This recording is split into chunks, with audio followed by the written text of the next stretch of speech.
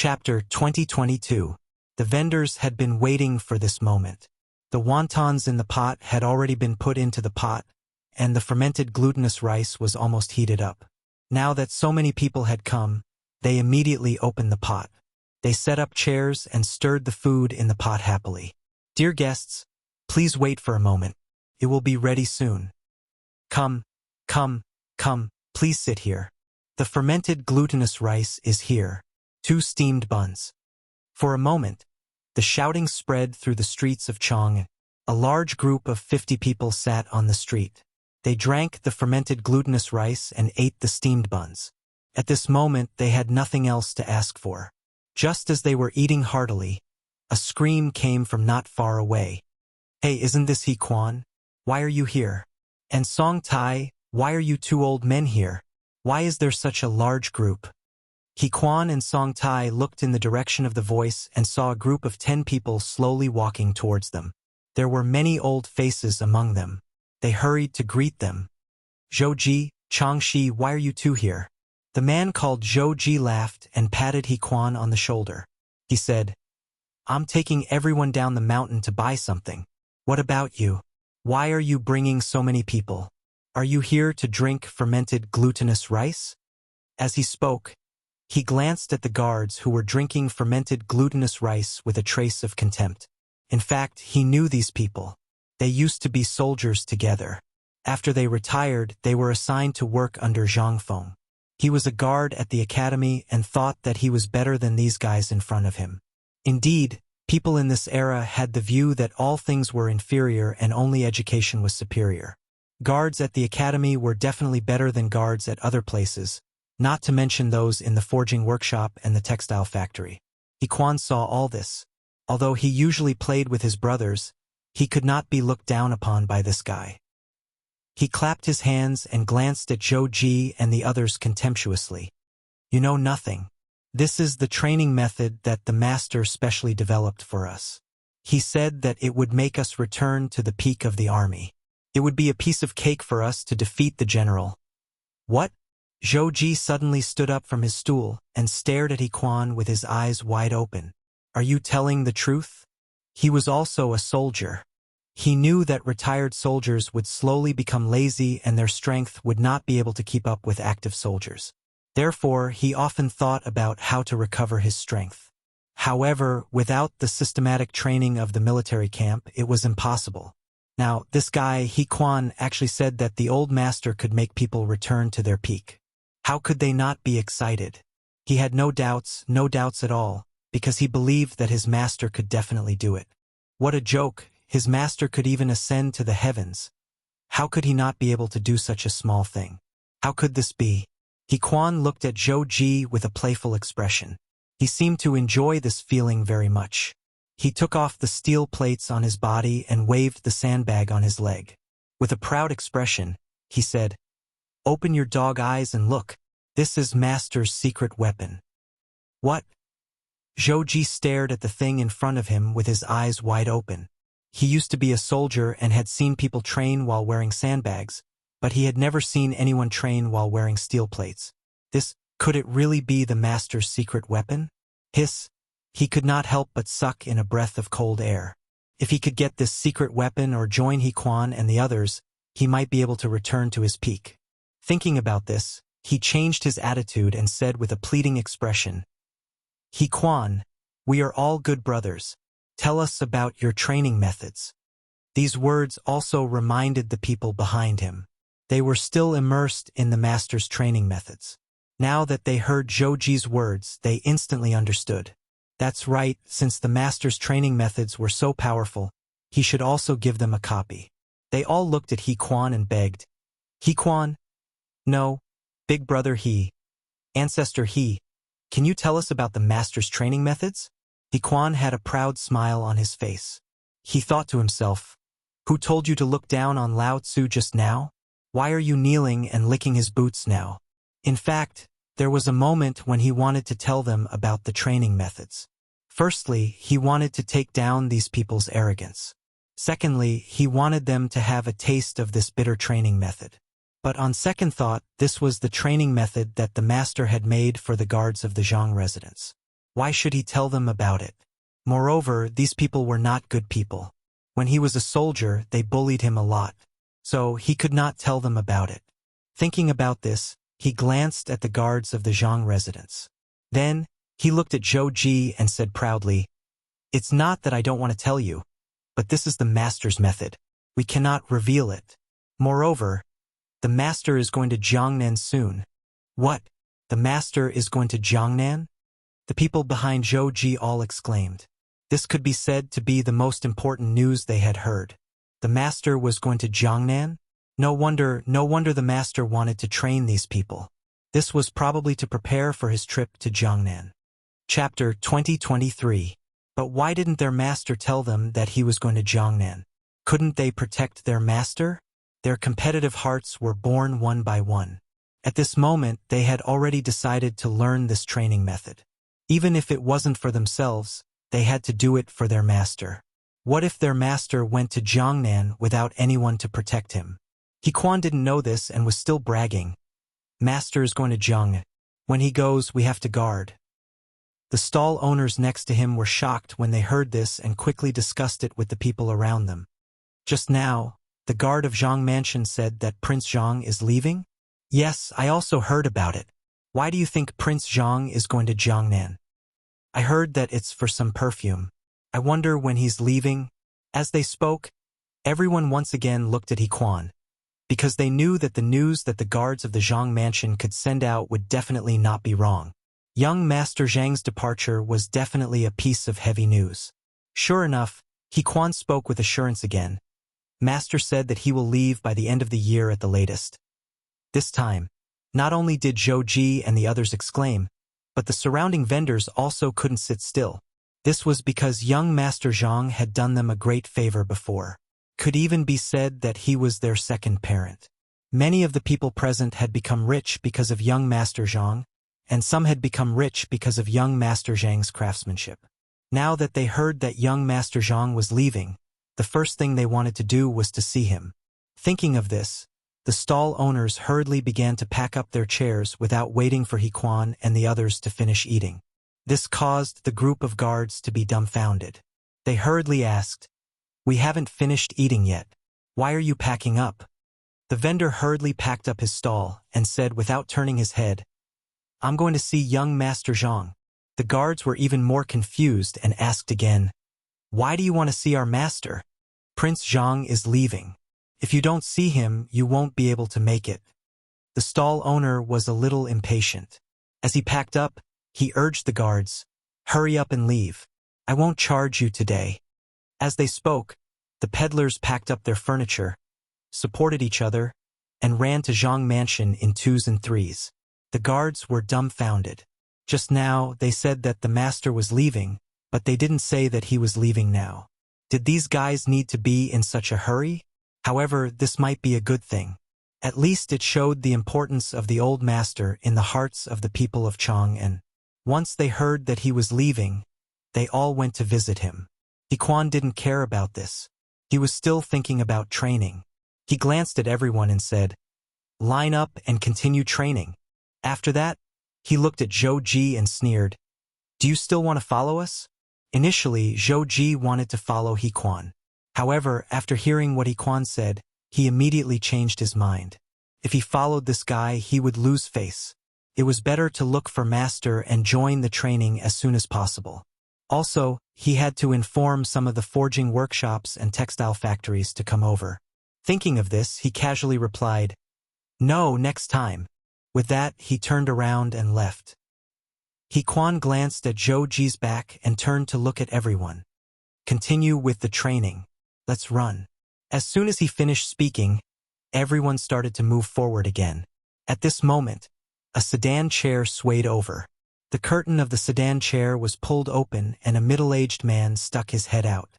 It was Zhangsun Wuji, who was preparing to go to court. He glanced at the group in the distance and said to the servant, "What were those people shouting just now? Also, who are they?" The servant frowned slightly and glanced into the distance. After a long time, he said, "Master, they seem to be from Zhang Mansion. As for the number they were shouting, it seemed to be 1212-121. Zhang Mansion's people? Zhang Sun Wuji frowned and stroked his beard.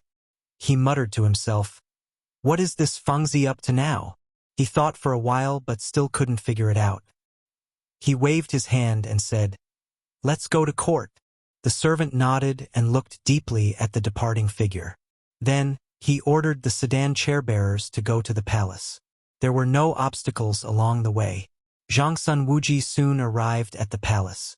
At this moment, quite a number of imperial officials were already waiting outside the main hall. Zhang Sun Wuji went up to exchange some pleasantries with Wei Zhang and the others. A moment later, the door was pulled open.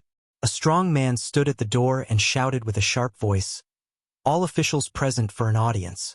The officials didn't hesitate and walked to the main hall together. As soon as they stood still, Li Shimin walked out in his dragon robe. He sat on the dragon throne and looked down at the officials. "Officials, I have something to report." A grand scribe bowed and came forward. "Your Majesty, recently the military supplies have run out. Your Majesty, please allocate more supplies.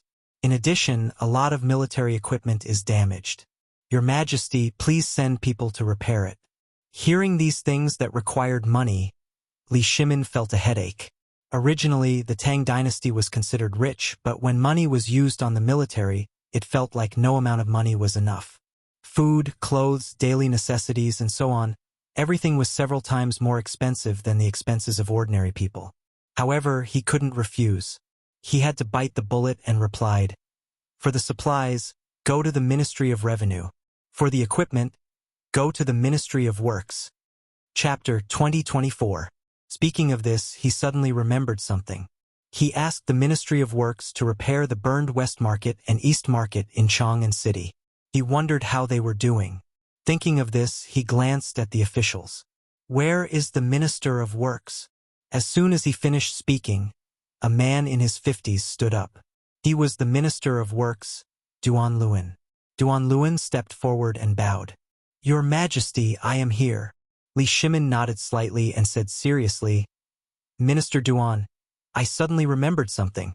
How is the West Market and East Market that I asked you to repair?" The corner of Duan Luan's mouth twitched. Last time when the West Market and East Market of Chang'an City were burned, His Majesty did order the Ministry of Works to repair them. But how could the Ministry of Works have the money to repair them? So it had been delayed until now. Why did His Majesty suddenly think of this? It was all because of the Grand Scribe. If he had not reported, why would His Majesty suddenly think of this? Thinking of this, he turned around and glared at the Grand Scribe. The poor Grand Scribe was confused. He did not know what had happened. He had only reported some military matters. Why was the Minister of Works glaring at him? Although he was confused, he did not dare to say anything. Because Duan Luan's position was higher than his, he could only put on a smiling face. Duan Luan was even angrier. He thought the Grand Scribe was laughing at him. He was so angry that he could guarantee that if it were not for the court, he would have beaten this guy up. But at this moment, Li Shimin's dignified voice sounded again. "Minister Duan, why are you not saying a word?" Duan Luan was shocked. He slowly turned his head and looked at Li Shimin with trembling eyes. He did not know what to say. Li Shimin seemed to have noticed something. He frowned and said with dissatisfaction, "Minister Duan, have you not repaired them?" Hearing this, Duan Luan's legs went weak. He did not care about anything else. He quickly knelt on the ground and shouted, "Your Majesty, please forgive me." Seeing this, the other Ministry of Works officials behind him did not dare to hesitate. They quickly knelt on the ground and begged for forgiveness. As expected, Li Shimin sneered. These bastards really did not repair them. No wonder he dallied for so long. He snorted and said, "Why wasn't it repaired?" Duan Luan didn't reply immediately. Instead, he secretly glanced at Daizhou. Dairen shuddered, feeling a bad premonition, but he couldn't put his finger on it. So he coughed twice and pretended to be calm. On the other hand, Duan Luan trembled as he raised his head to look at Li Shimin. He said softly, "Your Majesty, it's not that the Ministry of Works doesn't want to repair it. It's just that we don't have the money or the workers." "No money? No workers? Li Shimon's mouth twitched. He felt that his intelligence had been insulted. He could believe that the Ministry of Works did not have money, but how could they not have workers? Then what was the use of such a large Ministry of Works? He suddenly stood up and glared at Duanluan. Duanluan, do you think I'm easy to fool? How could the Ministry of Works not have money? What was even more ridiculous was that there were no workers. Do you know what the crime of deceiving the monarch is? This subject doesn't dare to deceive the monarch. Duanluan broke out in cold sweat and his legs began to tremble. Your Majesty, the Ministry of Works has been repairing the inside and outside of the palace, as well as the barracks, the residences of the emperors and ministers. Normally, they should receive a lot of money, but there are still many debts that haven't been settled. This is why they can't make ends meet. The Ministry of Works has long run out of money to repair the West and East markets. Li Shimon was startled. He didn't think that there would be such a thing. Indeed, other than repairing the inside and outside of the palace, the Ministry of Works would also repair the barracks for the ministers. This way, they could earn some money and wouldn't empty the national treasury. The wages of the Ministry of Works workers would also increase. But he didn't think that the Ministry of Works still had debts that hadn't been collected. If that was the case, did he blame this fellow wrongly? He deliberately coughed twice to cover up his embarrassment and said, "Then why didn't you borrow money from the Minister of Revenue? Daizhou?" Here it came. Daizhou trembled and felt a chill run down his spine. He faintly remembered something. Duanluan had once come to him to borrow money, but he didn't lend him any. Now that the emperor suddenly asked, this old fellow wouldn't reveal it, right? No wonder this old fellow looked at him strangely just now. So it was here. With that thought, he narrowed his eyes and turned to look at Duanluan. Duanluan spoke again. Your Majesty, this subject went to Minister Dai last time, but Minister Dai said that he didn't have any money. Li Shimon frowned slightly and turned to look at Daizhou. He asked with a puzzled expression, Beloved official Dai, the Ministry of Revenue doesn't have any money? Daizhou was slightly taken aback and hurriedly stepped forward. He bowed and said, Your Majesty, it's not that this subject doesn't want to lend money to Minister Duan, but the Ministry of Revenue doesn't have much savings. Moreover, Minister Duan didn't explain clearly last time, so this subject thought that he was joking. So, as he spoke, he smiled awkwardly. This subject is also powerless. Hearing this, Li Shimon understood. Duanluan probably really didn't have any extra money, so he went to borrow money from Daizhou. Daizhou didn't lend him money for various reasons. Could be that he didn't have enough money, or he deliberately didn't lend him money. But none of this was important. Since Daizhou didn't lend him money, he naturally had his own reasons. Chapter 2025.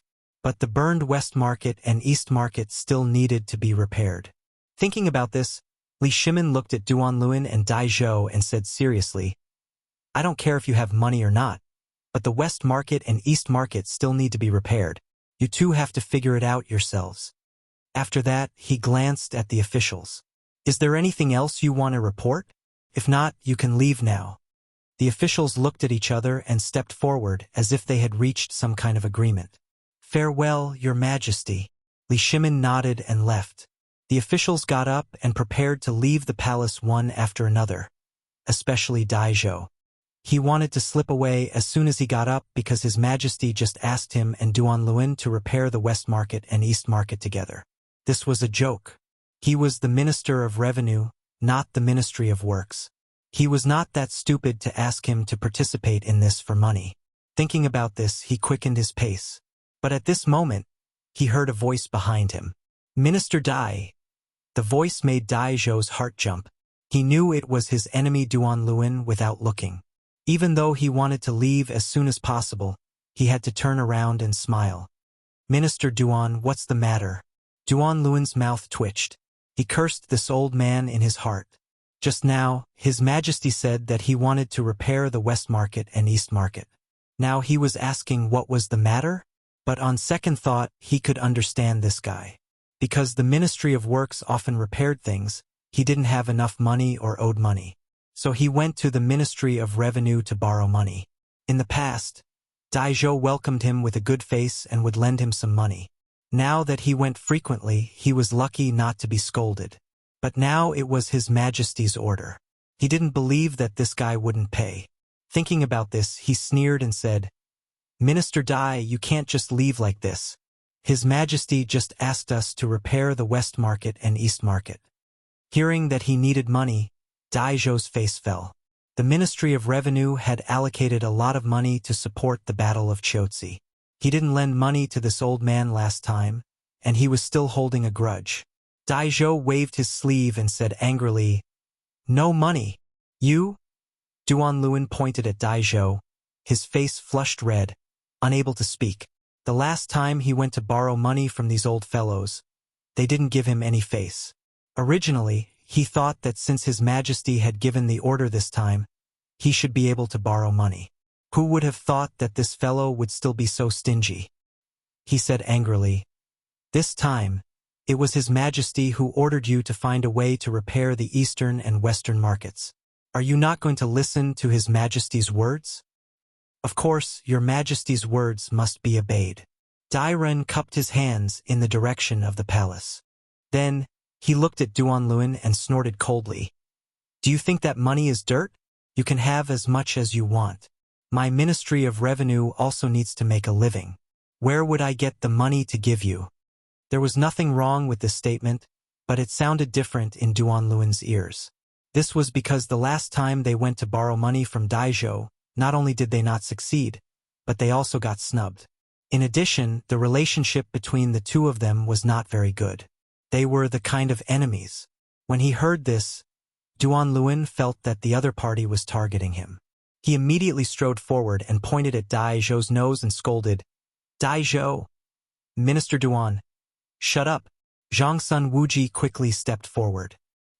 He was about to leave the palace, but when he heard these two fellows arguing, he had to come back. After pulling Duan Luan down, he said with a serious face, "Minister Duan, isn't it just money? Why are you arguing?" He also heard it clearly in the imperial court just now. It was nothing more than the matter of repairing the eastern and western markets. Duan Luan flicked his sleeves and suppressed the anger in his heart. He looked at Zhang Sun Wuji seriously. "Lord Zhang Sun, you don't know. This fellow Dai Zhou is unwilling to pay for the repairs. Just now, His Majesty clearly asked me to repair with him, but this fellow is unwilling to pay at all." All right. Zhang Sun Wuji patted Duan Luan's shoulder, then looked at Dai Zhou and said with a serious face, "Minister Dai, why are you unwilling to pay? This is what His Majesty said before. Have you forgotten?" Dai Zhou smiled bitterly. "Lord Zhang Sun, it's not that I'm unwilling to pay, but the Ministry of Revenue doesn't have much money to begin with. In addition, we support the Battle of Chotzi. How can we have extra money to repair the eastern and western markets? Aren't you making things difficult for me?" When Zhang Sun Wuji heard this, he frowned slightly. He had once been the Minister of Revenue and naturally knew about the situation in the Ministry of Revenue. He could guess whether Dai Zhou was telling the truth or not. In history, wars were the most costly, especially the Battle of Chotzi. Thinking, he turned to look at Duan Luan. "Minister Duan, what do you think?" Duan Luan didn't answer. He just thought that this fellow Dai Zhou was unwilling to pay. But after listening to the conversation between Zhang Sun Wuji and Duan Luan, he found that he could understand Dai Zhou a little. However, understanding was one thing. The eastern and western markets still needed to be repaired. After all, this was His Majesty's order, and he didn't dare to disobey. After thinking about it, he cupped his hands and said, "Lord Zhang Sun, I was wrong just now, but the repairs of the eastern and western markets were ordered by His Majesty. This official doesn't dare to disobey." Chapter 2026. Zhang Sun Wuji smiled bitterly. He was a little regretful now. Why did he jump out to be the peacemaker? Not only did he not get any benefits, but he also got himself into trouble. Duan Luan had no money to repair the east and west city, and neither did Dai Zhou. He couldn't possibly pay for it, right? While he was distressed, a figure popped up in his mind.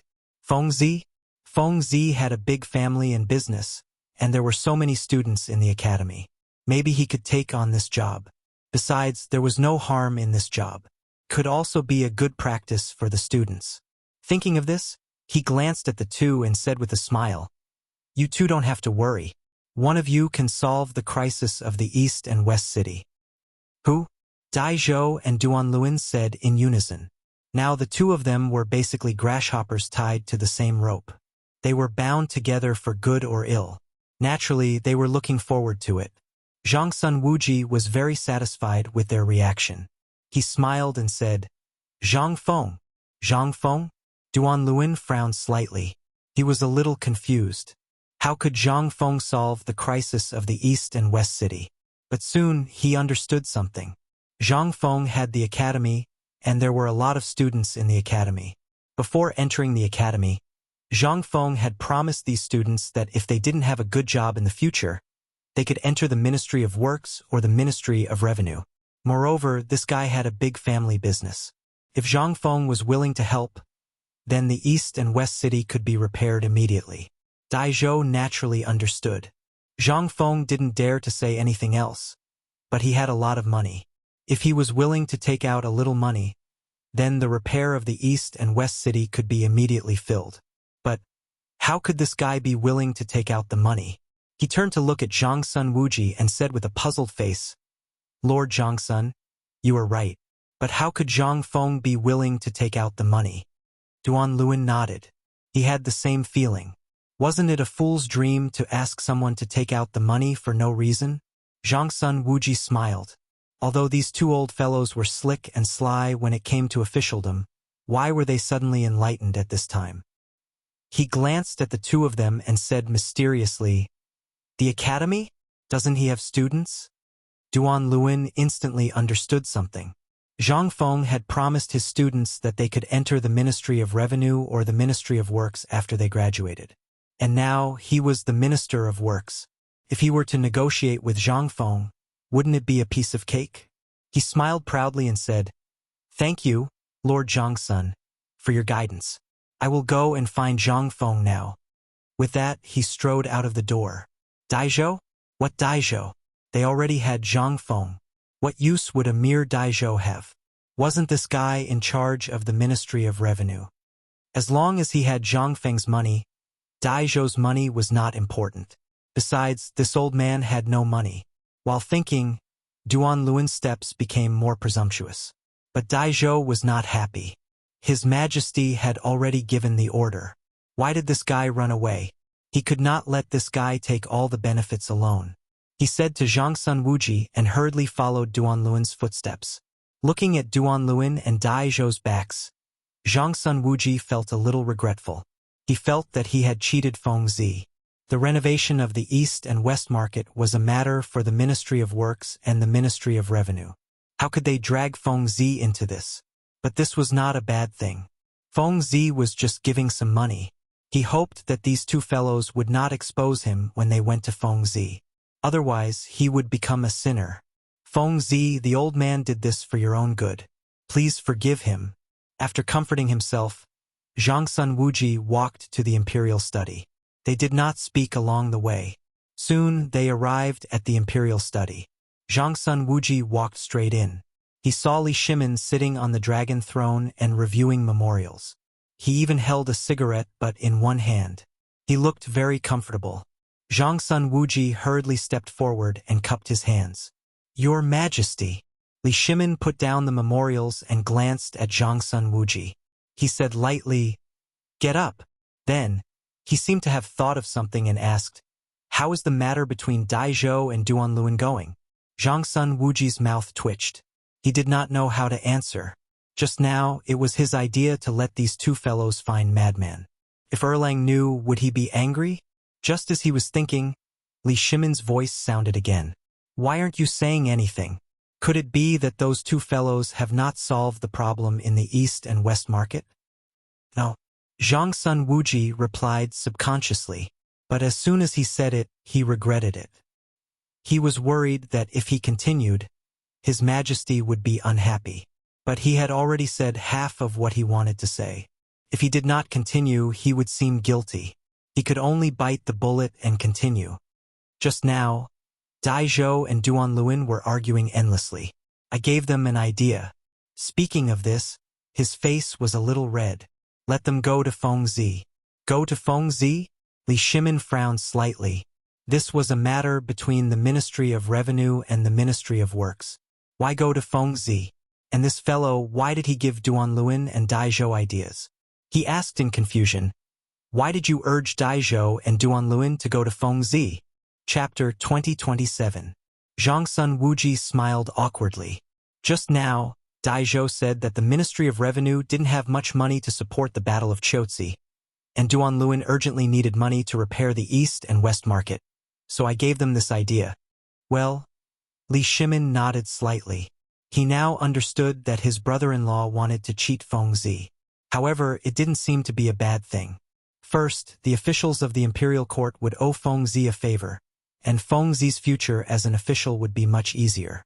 Second, there were many students in Fengzi's academy, and it was time for them to gain experience. As for the money to repair the East and West Market, it was not worth mentioning to Fengzi at all. Instead, he could earn a favor. It was a good deal. It seemed that Zhangsun Wuji cheated Fengzi, but in fact, Fengzi made a lot of money. In this case, there was nothing to blame.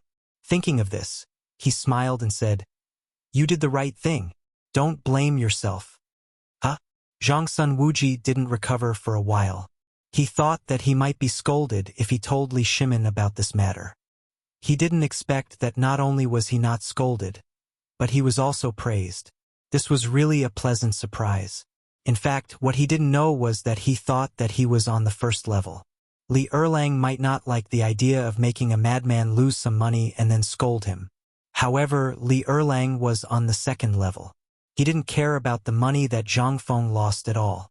He only cared about the repair of the East and West Market and the favor that the officials owed Fengzi. It should be known that a favor was much more important than money. Now that Li Shimin was not angry, he was relieved and said with a smile, "Thank you for your praise, Your Majesty. I did it for the sake of the Tang dynasty." Li Shimin nodded and didn't praise him much. He knew that his brother-in-law was arrogant and complacent sometimes. Then he changed the topic and said, "What has Fengzi been doing recently?" Hearing this, Zhangsun Wuji's interest was instantly piqued. He smiled and said, "I really don't know what Fengzi has been doing recently. However, when I went to court this morning, I saw Fengzi's guards." "Oh." Li Shimin put down his cigarette and looked at Zhangsun Wuji with interest. "What are his guards doing?" Zhangsun Wuji stroked his beard as if he was thinking about something.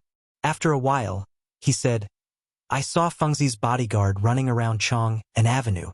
He was wearing steel plates and had sandbags tied to his feet. He was shouting some kind of chant that could be heard from 3 miles away." Li Shimin frowned, somewhat puzzled. He could understand running. It was nothing more than exercise. He could understand tying sandbags to his legs, but why did he have to tie steel plates to his body? She even had to chant? Why did this sound a bit like military training? However, it didn't seem like it. Soldiers didn't have the operation of tying steel plates. Fengzi was becoming more and more unfathomable. He looked at Zhangsun Wuji in confusion. "Do you know what Fengzi's guards are doing?" "I don't know." Zhangsun Wuji shook his head and said with a puzzled expression, "I only saw the guards when I went to court. I didn't ask." Li Shimin rolled his eyes at Zhangsun Wuji, somewhat speechless. He was already in front of him, but he didn't know how to ask? However, this wasn't a bad thing. At least he knew what Fengzi was doing these days. He hadn't seen this guy for a few days. He could take this opportunity to see Fengzi. Thinking of this, he raised his head and glanced at Xiao Gizi. "Xiao Gizi, change clothes and leave the palace." Xiao Gizi understood and took out plain clothes to wait for orders. Li Shimin stood up and changed clothes while saying to Zhangsun Wuji, "Accompany me to see Fengzi later." Zhangsun Wuji quivered and subconsciously wanted to refuse. This was because he had given Daizhou and Duanluan some advice just now. If nothing unexpected happened, these two fellows should be on their way. If they were to bump into each other in the Zhang estate, it would be a little awkward. However, on second thought, Erlang's words made sense. This wasn't completely a bad thing. At least it would give the academy students a chance to gain experience. Perhaps Fengzi would thank him. After thinking about it, he decided to go. After all, Feng Zi didn't eat people. After changing clothes quickly, Li Shimin and Zhang Sun Wuji got on the carriage and went to Zhang Mansion. However, they soon discovered something strange. Chang'an Avenue, which used to be packed with people, was deserted today. There were not even a few pedestrians on the road. What was even more strange was that there was no one in front of many vendors, leaving the food on the chairs. Many of the food had already been visited by sparrows. What was going on? Li Shimin turned to Zhang Sun Wuji and asked curiously, "Why is Chang'an Avenue like this? Could it be that thieves have looted it?" This was the only possibility he could think of at the moment. Chang'an was usually crowded with people. Usually, it would take a few hours to go shopping. Moreover, the vendors in Chang'an valued their stalls more than their lives. How could they abandon their stalls now? There must be something wrong. Chapter 2028. But he still didn't know the reason. Faced with Li Shimin's question, Zhang Sun Wuji had a bad feeling. He looked around the street, and sure enough, it was deserted, especially the glutinous rice wine stall. It was overturned. Glutinous rice wine? His eyes widened as if he remembered something. In the early hours of this morning, the guards of Zhang Mansion seemed to be drinking glutinous rice wine here. They also talked about some things in Zhang Mansion, including that madman was going to Jiangnan. Could it be the incident on Chang'an Avenue was related to Feng Zi? He gasped and turned to Li Shimin. He said carefully, "Your Majesty, it might be related to Feng Zi." Feng Zi? Li Shimin frowned and asked in confusion, "How is it related to Feng Zi?" Zhang Sun Wuji narrowed his eyes. "In the early hours of this morning, I vaguely heard the guards of Zhang Mansion say that Feng Zi was going to leave." Hearing this, Li Shimin seemed to understand something. Feng Zi was going to leave, and then the people of Chang'an were going to see Feng Zi. Now this was the only explanation. Otherwise, how could the scene on Chang'an Avenue be explained? But soon he felt something was wrong. If the people all went to Feng Zi's house, would Feng Zi be in danger? He turned to the coachman and said quickly, "Speed up. Hurry up." The coachman didn't hesitate. He waved his whip and the horses neighed. They went straight to Zhang Mansion. But not long after, the coachman said, "Master, there's a jam in front."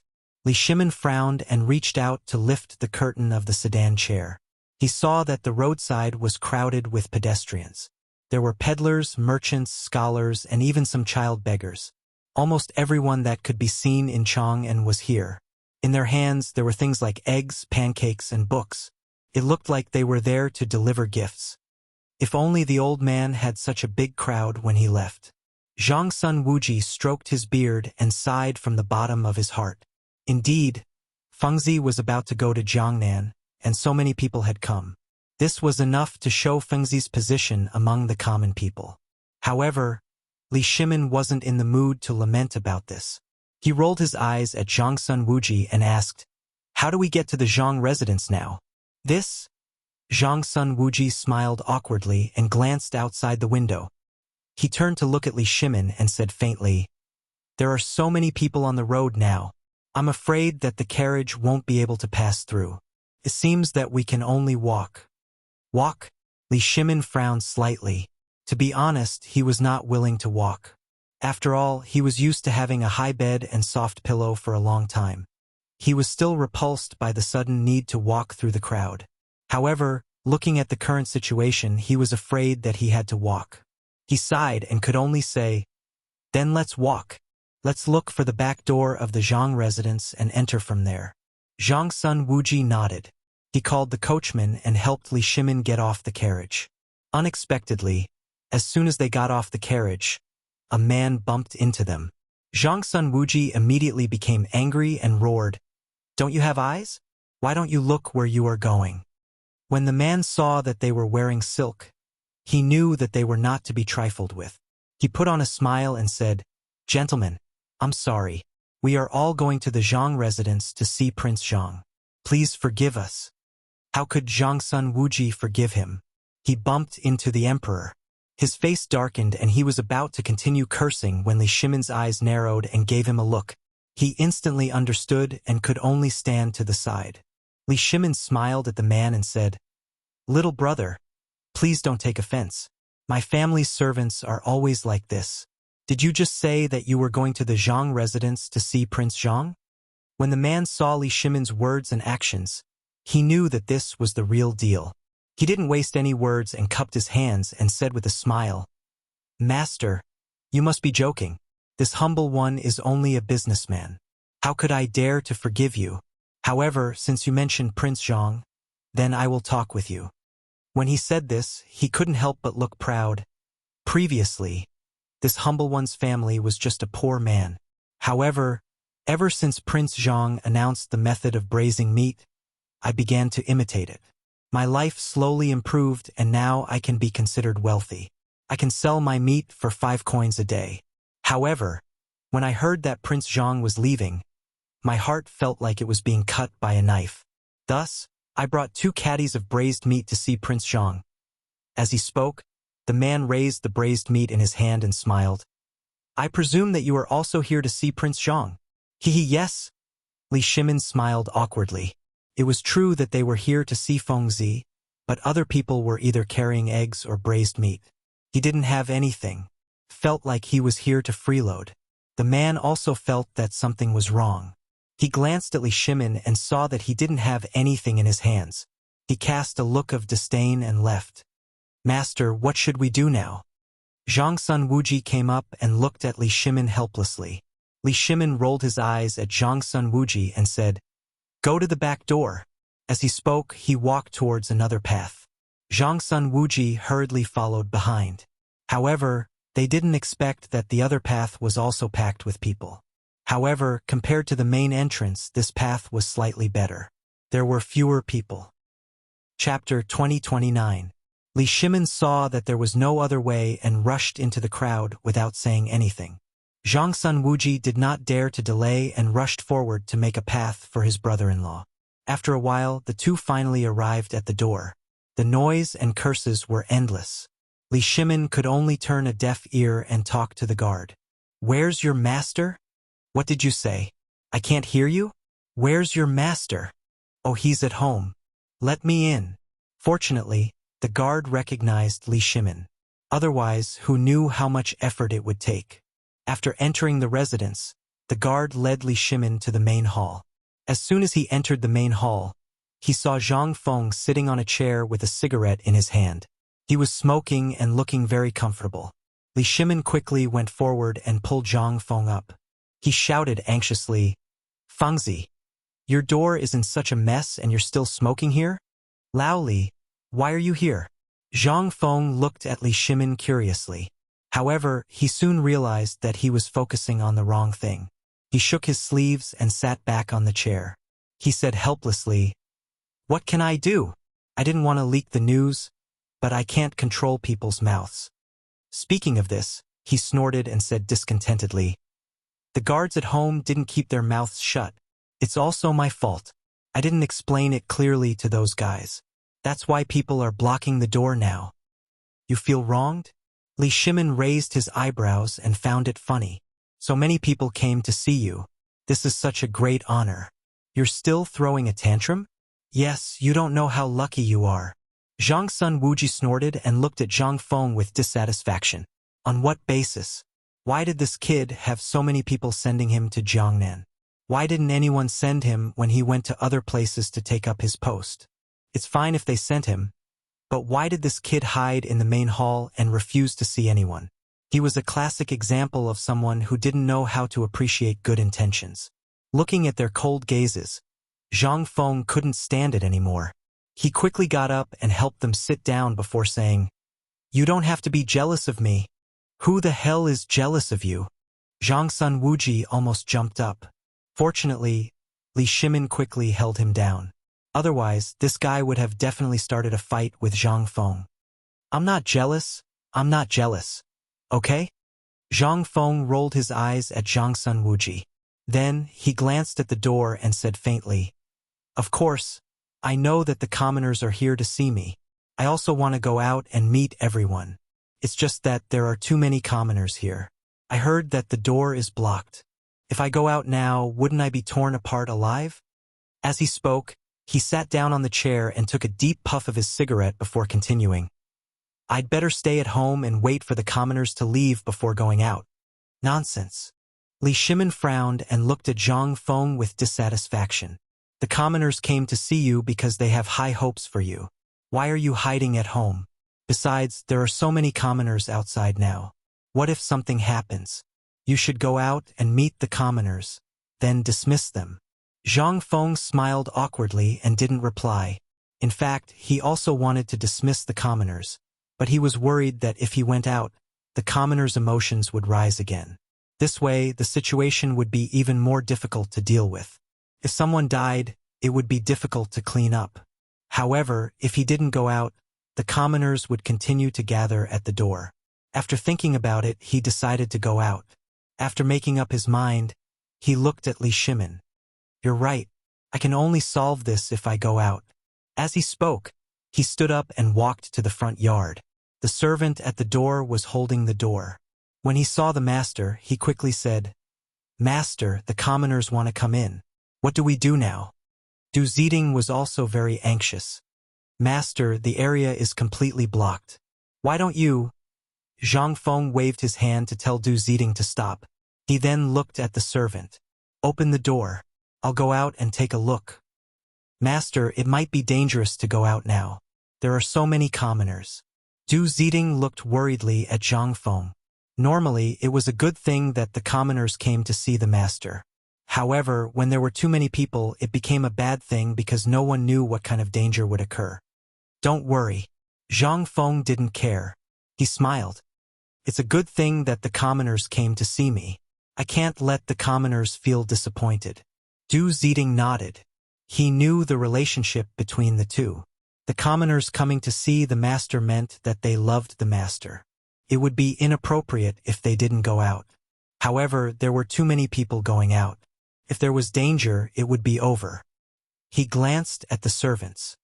Later, open the door and protect the master. Remember, don't leave his side. The servants all nodded. Du Ziding was relieved. He waved his hand to open the door. As the main door was opened, a series of screams could be heard coming in. Prince Zhang, we're here to see you. Prince Zhang. Du Ziding hesitated. He turned his head to look at Zhang Feng. Zhang Feng didn't care. He waved his hand to open the door. Chapter 20:30. When the door was fully opened, a sea of people came into view. Many common people and businessmen were holding all kinds of things in their hands, such as eggs, braised meat, silk, and so on. They stood at the door together. Some of them could not stand anymore, so they climbed on the stone lions in front of the mansion. Some children climbed directly on the locust trees, like monkeys looking at the sea. When they saw the person they missed coming out, they immediately lost control of their emotions and kept shouting. Prince Zhang, I'm Huzi. You drank my family's fermented glutinous rice before. This time we heard that you were leaving, so we came to see you. President Zhang, I heard that you were leaving, so I specially brought my 30-year-old cured meat to give to you. Prince Zhang, I brought you braised meat. You must accept it. Everyone carried their gifts and kept squeezing in front of Zhang Feng. For a moment, the whole street was blocked. The people in front seemed to have been stepped on, and there were bursts of crying and shouting.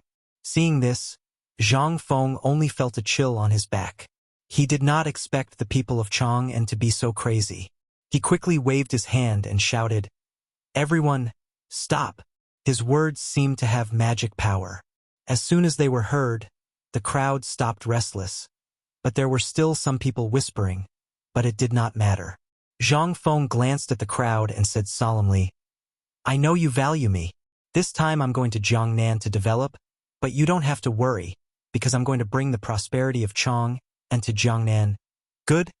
Good. Just as they were talking, a Buddhist chant came from the crowd. Zhang Feng frowned and was a little dissatisfied. He hated to be disturbed in the middle of a speech, especially by a monk. He opened his eyes wide, trying to find the speaker and ask for clarification. The crowd also cast sidelong glances and felt dissatisfied. Although the Tang Empire had always worshipped Buddha and the people were also in awe of Buddha, They were now listening to young Master Zhang's wise words. How could they allow a monk to disturb them? Not to mention that young Master Zhang was about to leave, and they might not be able to hear these wise words in the future. Thinking of this, a ball of nameless anger seemed to ignite in the hearts of the people, and they were determined to find the troublemaker. But at this moment, that voice rang out again. Everyone says that Prince Zhang is a very kind person. Now that I've met you in person, it's true that your reputation is not as good as your appearance. Excellent. Hearing this, Zhang Feng was a little confused. He couldn't tell if the other party was praising him or insulting him.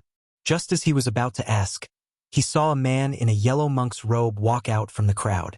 This man had 6 scars on his head. He had a benevolent face and his palms were clasped together. He looked like a Buddhist monk. This is Master Xuanzang? Someone seemed to have recognized the monk and exclaimed. With this exclamation, the whole place seemed to be in an uproar. They all looked at the man called Xuanzang. Soon, the people imitated Xuanzang. They clasped their palms together and chanted the name of Amitabha to Xuanzang. Their eyes were slowly filled with piety. Xuanzang seemed to be enjoying the crowd's attention. For a moment, he forgot about Zhang Feng and started chatting with the people about Buddhism. Seeing this, Zhang Feng finally understood. This guy was Tang Sanzang. But it would be more appropriate to call him Xuanzang. But why did this guy come to the entrance of Zhang Mansion? Also, what this guy said just now was a little confusing. What did he mean? Just as he was thinking, Du Ziding quietly came up. Master, this Xuanzang is the monk chosen by His Majesty at the Water and Land Conference a few days ago. I heard that he's going to India to collect the Buddhist scriptures. Water and Land Conference? Zhang Feng was slightly taken aback and instantly understood something. Previously, due to the Chang'an City incident, Li Shimin had no choice but to issue an edict and call for a Water and Land Conference. This Water and Land Conference was no doubt a springboard for Xuanzang. From then on, Buddhism in the Tang dynasty became more prosperous. The price was to go to India to collect the Mahayana Buddhist scriptures and use them to release more souls. Since it was a fact that Xuanzang was going to India, he couldn't let such a good resource go to waste. Now that India and the Tang dynasty were in a stalemate, if 1 or 2 spies were sent over, they might be able to obtain some top-secret information. And this spy must be Xuanzang. First of all, this guy was a monk. It would not be easy to arouse suspicion. Moreover, he had a very strong purpose this time, which was to obtain the Mahayana Buddhist scriptures. This purpose alone would allow him to avoid many interrogations in India.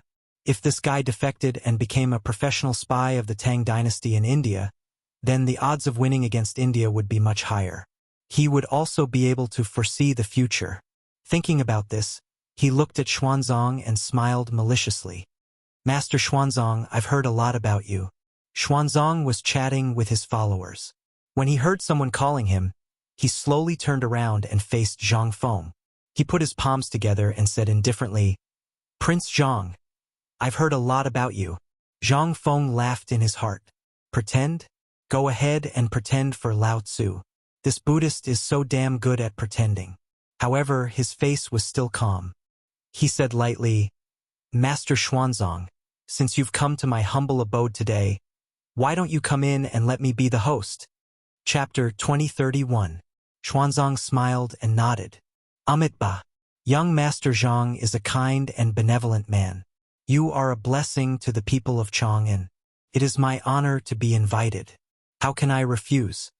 Xuanzang lifted his trousers and walked towards Zhang Mansion. Zhang Feng was overjoyed. He extended his hand and gestured for Xuanzang to enter. Xuanzang nodded and prepared to enter. However, the people behind him were a little unwilling. They came here to see Prince Zhang. Now that Xuanzang was here, Prince Zhang didn't say anything. How could they agree? So the crowd was in a mess again and started shouting. Prince Zhang, don't go. You haven't finished your words, Prince Zhang. The crowd was in high spirits and kept waving their hands. They were like the audience of a modern concert. However, Zhang Feng was not a singer. He turned his head and looked around at the crowd. He waved his hand and motioned for them to stop. Then he said seriously, Dear people of Chang'an, I know that you love me very much. This time I am going to Jiangnan to seek benefits for the Tang Empire. So don't worry and go home." After he finished speaking, the crowd was quiet for a moment. But soon they became restless again. "Prince Zhang, accept my braised meat." "Prince Zhang, I'm giving you fermented glutinous rice. I'm giving you eggs." The crowd raised the gifts in their hands and rushed to the front, as if they were afraid of being left behind. "Everyone, be quiet." Zhang Feng saw that the crowd was a little chaotic and quickly stopped them. Then, he glanced at the crowd and said, "I'll accept the gifts. Don't push so that people don't die." In fact, these gifts were dispensable to him. The key was that if the people gathered at the door for a long time, people would die. If he accepted the gifts, the people might leave. This way, the danger would be greatly reduced. This method was indeed effective. The commoners stopped their chaos and stood in their original positions in an orderly manner. Zhang Feng nodded in satisfaction. Then, he looked at Du Ziding and said, "Take me to collect the gifts. We have to record everyone's name, gift, and residence." Du Ziding nodded slightly. He knew that Old Master wanted to record the information of every citizen who gave gifts so that it would be convenient for him to help or return the gifts in the future. Old Master was like this. If someone treated him well, he would treat them well. After giving his orders, Zhang Feng led Xuanzang into the mansion. As soon as he stepped into the residence, Xuanzang couldn't keep his cool. White cotton was spread all over the front yard, and there were many servants plucking the cotton. Although he had seen cotton-padded clothes before, he had never seen how cotton-padded clothes were made with his own eyes. He couldn't help but be curious. He walked forward and looked at Zhang Feng. He asked curiously, "Prince Zhang, is this how cotton-padded clothes are made?" Zhang Feng was overjoyed. No matter how knowledgeable you are in the future, you are still dumbfounded. However, he didn't pretend to be proud.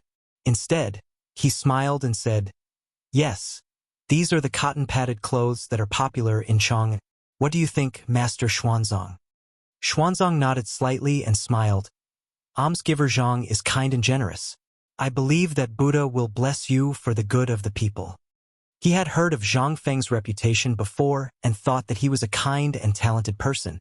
Today, not only did his understanding of Zhang Feng completely change, he also believed that Zhang Feng was a person who loved and protected the people. Now, he only had respect for him. Of course, Zhang Feng didn't know this. He smiled and said, "Master Xuanzang, you must be joking. Please come to the hall." With that, Zhang Feng led Xuanzang to the main hall. Xuanzang reluctantly looked at the cotton and followed Zhang Feng to the hall. As soon as he entered the hall, Xuanzang was stunned because he saw someone. It was Li Shimin. His mind was in a mess. Why is His Majesty here? Prince Zhang may have some reputation, but it shouldn't be enough for His Majesty to come here, right? Just as he was wondering, he realized something. His Majesty was wearing plain clothes, and Lord Zhangsun was also wearing plain clothes? Could it be that His Majesty was out in plain clothes? Was there something going on between Prince Zhang and His Majesty? Or did His Majesty come to see Prince Zhang in plain clothes? Or did Prince Zhang not know His Majesty's identity? He didn't dare to think about it and just made random guesses. However, the awkward side appeared. How could he greet His Majesty? If he directly addressed His Majesty, it would be a sin if he ruined His Majesty's plans. But if he didn't address His Majesty as His Majesty, it would be disrespectful. Just as he was confused, Li Shimin walked up and gave Xuanzang a look. He smiled and said, "You must be the famous Master Xuanzang in Chang'an?" When Xuanzang first came in, he was also shocked. Fortunately, this guy was stunned. Otherwise, he wouldn't know what to say. Xuanzang wasn't stupid. When he saw Li Shimin's look and words, he understood what was going on. He nodded and put his palms together. "I am Xuanzang. May I know who you are?" Chapter 2032. This was a classic case of asking the obvious. Both of them knew what was going on. Poor Zhang Feng didn't know anything and thought that this was the first time the two of them had met. He quickly stepped forward to introduce them. "Xuanzang, this is Master Li. He's a businessman. The one surnamed Sun is also a businessman." As he spoke, Zhang Feng waved for everyone to take a seat. Xuanzang sat down. He was now certain that Zhang Feng didn't know His Majesty's identity. He didn't even know Lord Jiangxuan's identity. But why did His Majesty come to Zhang Feng? And why did he hide his identity? Just as he was wondering, Zhang Feng spoke again. Master Xuanzang, I heard that you hosted the Water and Land Conference last time? Xuanzang paused and didn't immediately reply.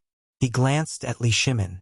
Because the conference was hosted by him, he didn't dare to speak without his permission. Li Shimin also sensed Xuanzang's dilemma and gave him a reassuring look. Xuanzang relaxed and put his palms together. Almsgiver Zhang, I did host the Water and Land Conference last time. What advice does Prince Zhang have for me? I can't say that I've taught you anything. Zhang Feng smiled and turned to Li Shimin. His face fell. Lao Li, come with me and see if the tea is ready. Tea? Li Shimin paused. He had been sitting here for a long time and the tea hadn't been served. Why did Xuanzang want to see if the tea was ready? Besides, the tea was made by the maids. Why did he want him to see it? In an instant, he seemed to understand something. This kid must have something to say to him and wanted to go out on purpose. That should be it. Otherwise, why would he find such a clumsy excuse? Thinking of this, he still followed Zhang Feng out of the door. Xuanzang, on the other hand, was stunned. It was because Zhang Feng addressed Li Shimin as such. Lao Li? Without years of friendship, no one would call him that. But His Majesty didn't seem to care at all. Even Lord Jiangxun, who was usually the most protective of His Majesty, did not say a word? Strange, this was too strange. He felt like his head was in a mess. He wanted to ask Jiangxun Wuji, who was in meditation, but he was afraid that he would say something wrong. He could only pray in his heart, Amitabha, Buddha bless me. On the other hand, Zhang Feng led Li Shimin to a side room. Seeing that there was no one around, he carefully closed the door. Fengzi, what are you doing? Why are you acting like a thief? Li Shimin looked at Zhang Feng in confusion. Don't be noisy. Zhang Feng turned to look at Li Shimin. Seeing that no one was around, he asked, Lao Li, do you know who Xuanzang is? Li Shimin was amused. What status could Xuanzang have? Isn't he just a monk? He's not just a monk. Zhang Feng stared at Li Shimin solemnly. Last time, he hosted the Water and Land Conference and was greatly appreciated by His Majesty. I heard that he's going to India to get the scriptures soon. Li Shimin was slightly stunned. Zhang Feng was well informed. Indeed, during the last Water and Land Conference, Xuanzang talked about Hinayana Buddhism and said that it could release the souls of the dead. This instantly attracted the attention of the people below the stage. The Tang dynasty worshipped Buddhism. With Xuanzang's lecture, the people quickly became restless. They all asked Xuanzang if he could release the living from their suffering. Xuanzang said that he needed the Mahayana Buddhism, and this Mahayana Buddhism was far away in India. The people naturally desired the Mahayana Buddhism, and they all petitioned Li Shimin. In response to the people's voices, Li Shimin ordered Xuanzang to go to India to get the Mahayana Buddhism. Originally, the Tang dynasty and India were in a stalemate. Whether or not they could get the scriptures was still uncertain. However, this method did indeed stabilize the people's hearts. Xuanzang was also willing to go to India. Both sides were happy. However, what Li Shimin couldn't figure out was that Fengzi called him over just to talk about Xuanzang. What was there to talk about? He replied impatiently, yes, he hosted the Water and Land Conference. He'll probably go to India in half a month. What does this have to do with you? Of course it has nothing to do with me. Zhang Feng rolled his eyes at Li Shimin. Then, he glanced in the direction of India and said with a serious face, although it has nothing to do with me, it has something to do with the Tang dynasty. Think about it, what's the relationship between the Tang dynasty and India now? If Xuanzang is in India, hearing this, Li Shimin suddenly understood. He didn't become the emperor only because of his strength. He also had wisdom that others couldn't match. Zhang Feng had only said half of it, but he had already understood the gist of it. Xuanzang was going to India. Now, the Tang dynasty and India were in a stalemate. To put it bluntly, they weren't on good terms. What if Xuanzang went to India to ask for information? This was undoubtedly the best help for the Tang dynasty. However, Xuanzang was a monk. How could he do such a thing? He looked at Zhang Feng with a puzzled face. Feng Zi, I understand what you're saying, but Xuanzang is a monk. Why would he be willing to work for you and me? Zhang Feng smiled confidently. Don't worry about that. I'll convince Xuanzang later. You just have to beat around the bush and say a few words for me. I promise I'll have a way. Chapter 2033. Li Shimin did not know what Zhang Feng was up to, but seeing how confident he was, he did not say anything. Furthermore, Xuanzang knew his identity. He believed that with his words, it would be easier for Xuanzang to betray him. He nodded. All right, I will act according to your wishes. Zhang Feng nodded, opened the door and walked towards the main hall. Xuanzang was still thinking about the relationship between Zhang Feng and Li Shimin. When he saw them return, he hurriedly stood up. Almsgiver Zhang. Almsgiver Li, you are back. Zhang Feng smiled. Please have a seat, venerable one. The tea will be served soon. Although making tea was an excuse, he could not just sit there and do nothing. That was why he ordered the servants to make tea when he came over. Xuanzang nodded and glanced at Li Shimin. Seeing that there was nothing wrong, he turned and sat down. He then looked at Zhang Feng and smiled. Almsgiver Zhang. I saw many cotton-padded clothes in the front yard. They must be in high demand. His face turned red. I have a presumptuous request. I wonder if Almsgiver Zhang could sell some to the monks of the Great Mercy Temple? To resist the cold? The Great Mercy Temple was where he cultivated. There were many pilgrims there. He could use some money to buy cotton-padded clothes. Hearing Xuanzang's words, Zhang Feng was overjoyed. He wanted to drink milk. The mother of his child was here. He was still thinking about how to get into the conversation with Xuanzang. But this guy came knocking on his door. As long as he gave the cotton-padded clothes to him, Xuanzang would owe him a favor. It would be easier to negotiate later. After making up his mind, he smiled and pretended to be a savior. Venerable Xuanzang, you are too kind. Although I am not a Buddhist, I am a Buddhist. Since the monks of the Great Mercy Temple need cotton-padded clothes, how can it be a transaction? I am willing to give them to the monks of the Great Mercy Temple. That being said, Lin Fan was overjoyed. If Xuanzang wanted cotton clothes, he must have a need for them. Lin Fan was lacking in everything but cotton clothes. If he gave these cotton clothes to Xuanzang, Xuanzang would definitely fall for it. Li Shimin despised Zhang Feng in his heart because he knew that this guy was full of nonsense. What did he mean by liking Buddhism? Who was he trying to fool? He had never seen this guy read a book about Buddhism. Moreover, he was so indulgent in meat and wine. Did he look like someone who loved Buddhism? However, he didn't expose Xuanzang. After all, he also hoped that Zhang Feng could fool Xuanzang so that he could go to India to gather information. As for the Mahayana Sutra, wasn't that simple? When India was destroyed, what Mahayana Sutra would they not have? He could even get his hands on top-grade sutras. Even if they couldn't destroy India, as long as Xuanzang was fooled, he would definitely be a thorn in India's side. After all, India worshipped Buddhism as their national religion.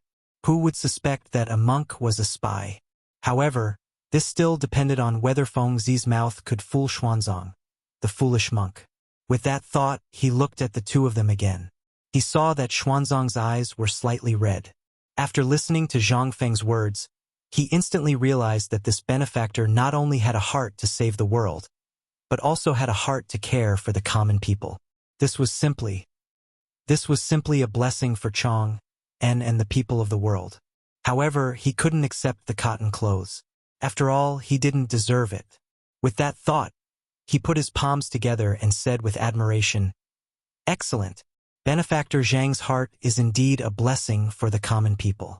However, I know that the cotton clothes are from Benefactor Zhang's family. It wasn't easy to make them, so I can't accept it easily. The Great Mercy Temple still has some money for incense. I will personally send it over." Zhang Feng's heart skipped a beat. This wasn't good. If this silly monk didn't accept the cotton clothes, it wouldn't be easy to continue the conversation. After all, if Xuanzang accepted the cotton clothes for free, it would mean that he owed him a favor. If he had any requests later, it would be easier to ask. This guy seemed to be a little unreasonable. He smiled and didn't give up on the previous topic. He continued to insist, "Master Xuanzang, all the monks in the world are one family. You have been exorcising evil spirits and restraining demons for the Tang dynasty for many years. This cotton clothes is just a small token of my appreciation. Please accept it." As he spoke, he winked at Li Shimin, indicating that he should speak. Li Shimin instantly understood and said with a smile, "Lin Fan is right. Please don't refuse." Xuanzang didn't want to accept it at first. After all, he was deeply influenced by Buddhism. However, when he heard Li Shimin's words, he felt that it would be disobeying the imperial order if he didn't accept it. Moreover, he was about to leave for India. He could only nod and say, "Then I thank Benefactor Li and Benefactor Zhang for your kindness." Zhang Feng's mouth twitched. He felt a little helpless. It was obviously his cotton clothes. Why did it feel like Lao Li was the one who gave it away? However, this wasn't important. He had to hurry up and fool Xuanzang. Chapter 2034. He looked at Xuanzang and asked seriously, "Master Xuanzang, why are you going to India this time? Do you know how far it will be? Is it easy to encounter misfortune?" Upon hearing this, Xuanzang's interest was piqued. He straightened his posture and looked in the direction of India. Then, he looked at Zhang Feng and said solemnly, "I'm going to India to obtain the Mahayana Sutra. I'm going to release the souls of those who have been wronged. As for the journey," he frowned and continued, "I don't know how far it will be, but I won't give up. I want to obtain the sutra. Even if there are wolves, tigers, leopards, and bandits along the way, they won't change my mind." Li Shimin looked at Xuanzang with admiration. He thought to himself that he had chosen the right person. Although these were all empty words, to him, they sounded exactly like the truth. Furthermore, Xuanzang's face was filled with sincerity, which made him feel even more confident. There was even a moment when he did not want to instigate Xuanzang. But on second thought, how could a monk be more important than India? He should still be a spy. Besides, Xuanzang was less likely to arouse suspicion. Zhang Feng felt the same way. He even wanted to give this guy a thumbs up.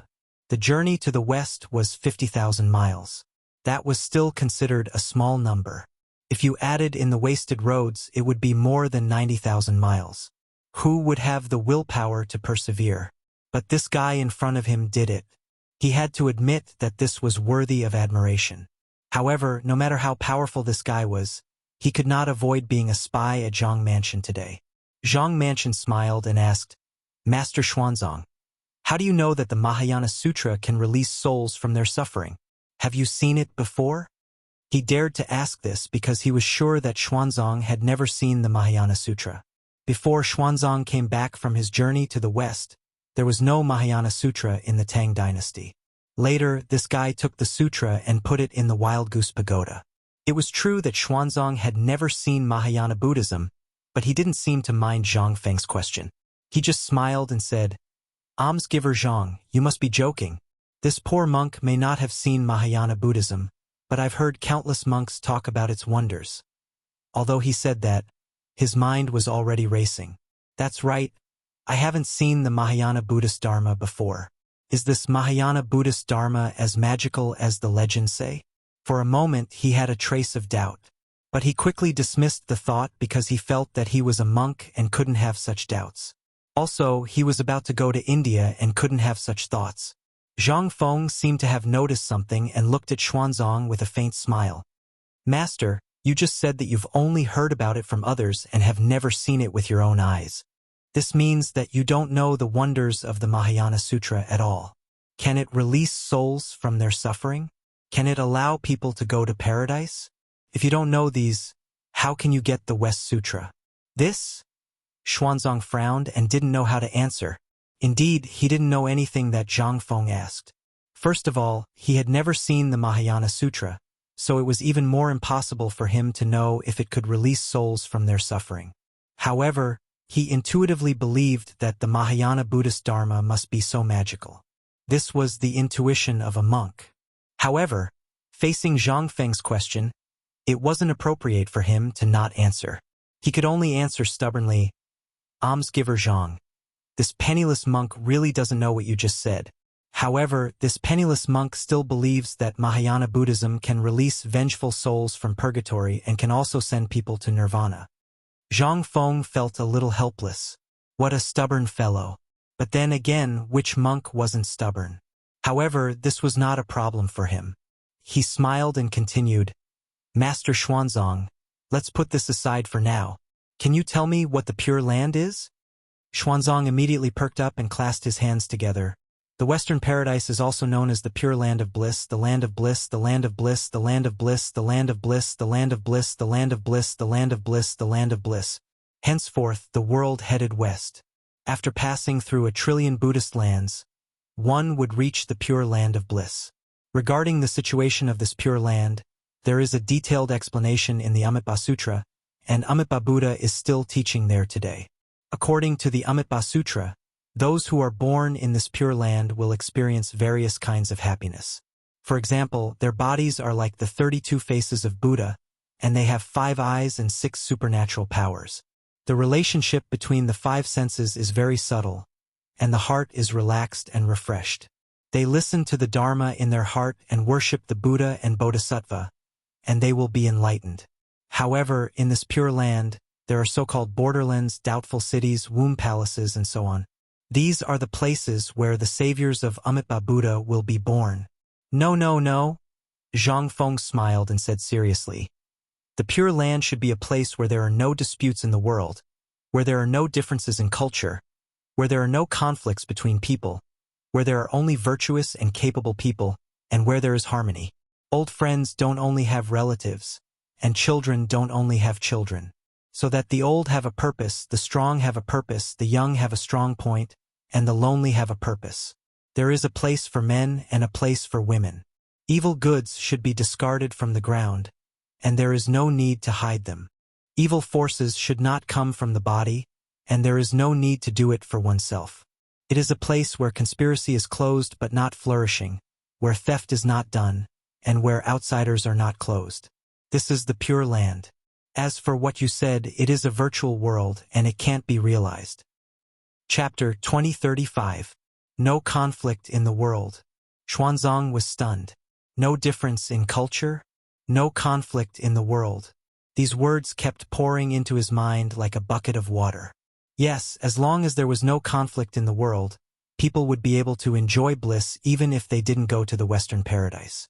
Now that the world was divided and reunited, there were endless wars. Didn't he become a monk to find a pure land for people?